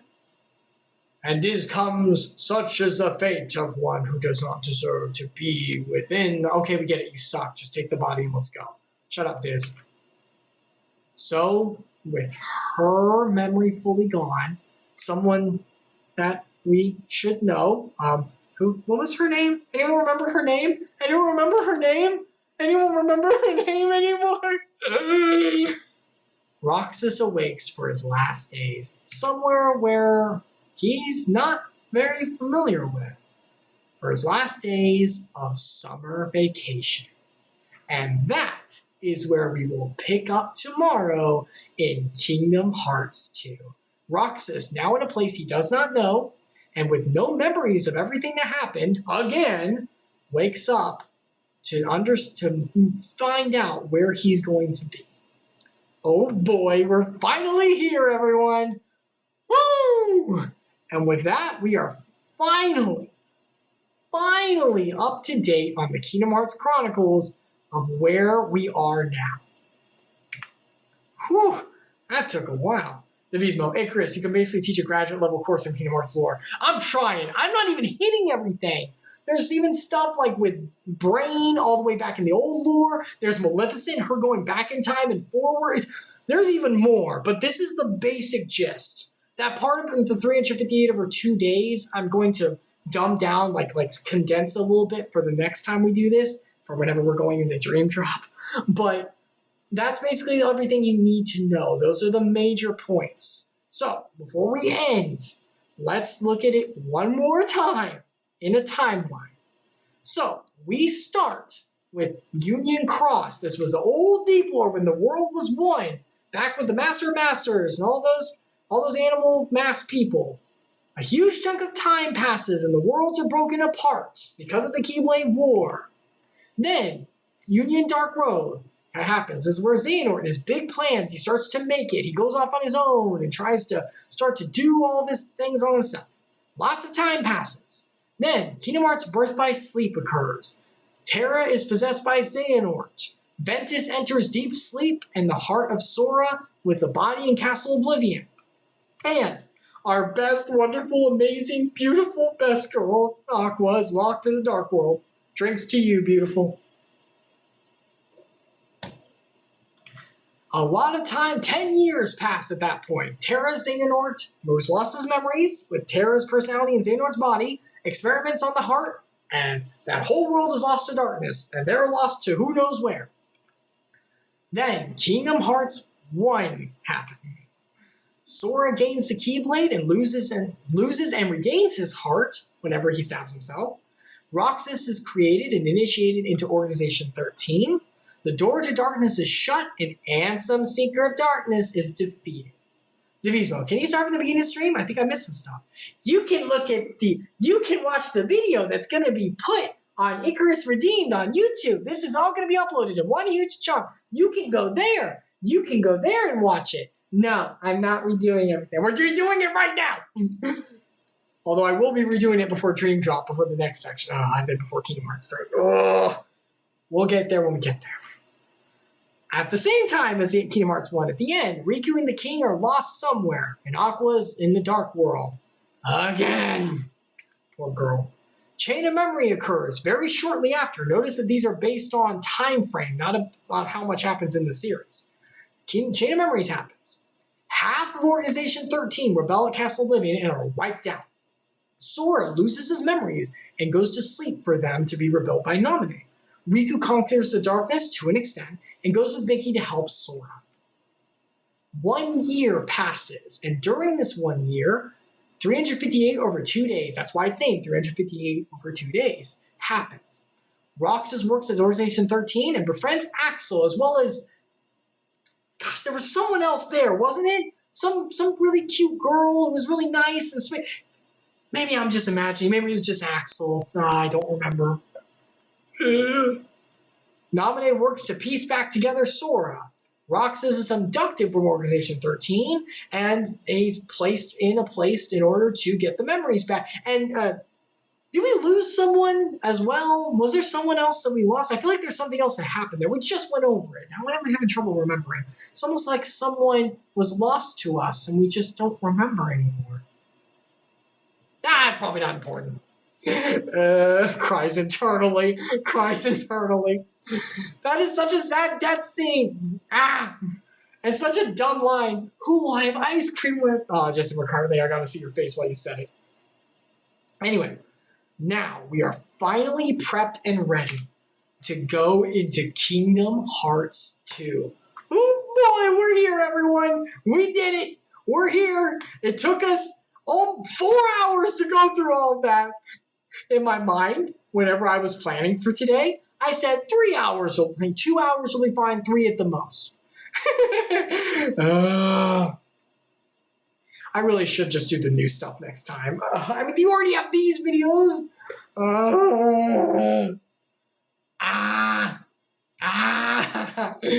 Oh, my head hurts. Oh my gosh, my head hurts. I have to go into work tomorrow. I have to be there at 8:30. It's 12. Okay. We did it. We are done. That is everything of Kingdom Hearts in chronological order that's important from the deep lore of the phone dumb games all the way to 358 over 2 days. Tomorrow at 5 o'clock p.m. Eastern Time, maybe 4:30 if I can make it. I don't know if I'm going to make it. I might take a small power nap. I might need it tomorrow. Starting at 5 o'clock p.m. Eastern Time, we will be diving into Kingdom Hearts 2. And starting with our sweet amnesiac-prone boy, Roxas, and finding out where he is and what's going on and how all of this is going to finally connect back to our sweet, smiling boy in our pod. Thank you so much for coming by and being here. I greatly appreciate everyone who showed up, or if you're watching the VODs. Hope that was helpful in explanation. I'm going to do this again whenever we go into Dream Drop, but we're not there yet, so we still got a while. Thank you. So we're going to be going into Kingdom Hearts 2 starting tomorrow, June 3rd at 5 o'clock p.m. Eastern Time. Probably around there. It might be a little later, but I'll get there as fast as I can, guys. 6 at the latest. I'll try to be on by 6. Come, feel free to join if you want. We'll be diving in every Friday around that time going forward. So we'll be going through Kingdom Hearts 2 and patches as we go. So feel free to come by anytime. There probably won't be any other streams this until like July, unfortunately. The reason for that is I got this big test to study for licensure, and it's big.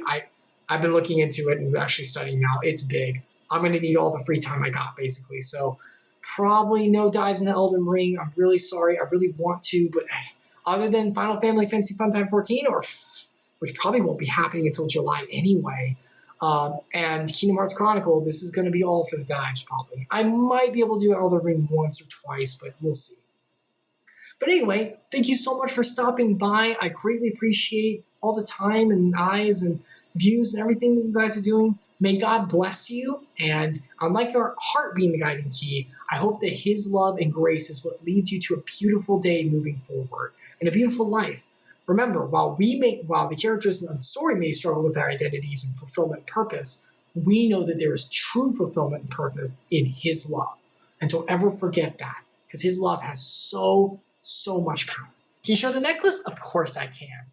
It's so long I had to loop it and basically choke myself on it, but here it is. It came with the big keyblade, which I will be having down for tomorrow, and I'll show you. But yeah, it's really old. I got this like 13 plus years ago. It's been a while. So yeah, I really like it. So thank you. Anyway, that'll be all for today. May God bless you. Cheers to you too, Divismo. Have a wonderful night. Thank you for sticking around. Remember, if you guys stick around, you never have to. Always feel like you can leave at any time. The VODs always go up. Not of Elden Ring, but of this stuff for sure. So don't ever feel like you have to stick around if you don't want to. I thank you a lot. I'm really happy about it, but you guys got lives too, and it's pretty late, so you know. Anyway, speaking of pretty late, I'm going to go. I gotta go to bed soon, so goodbye, everyone. God bless you, and thank you, Divismo, you too. Bye. Boop.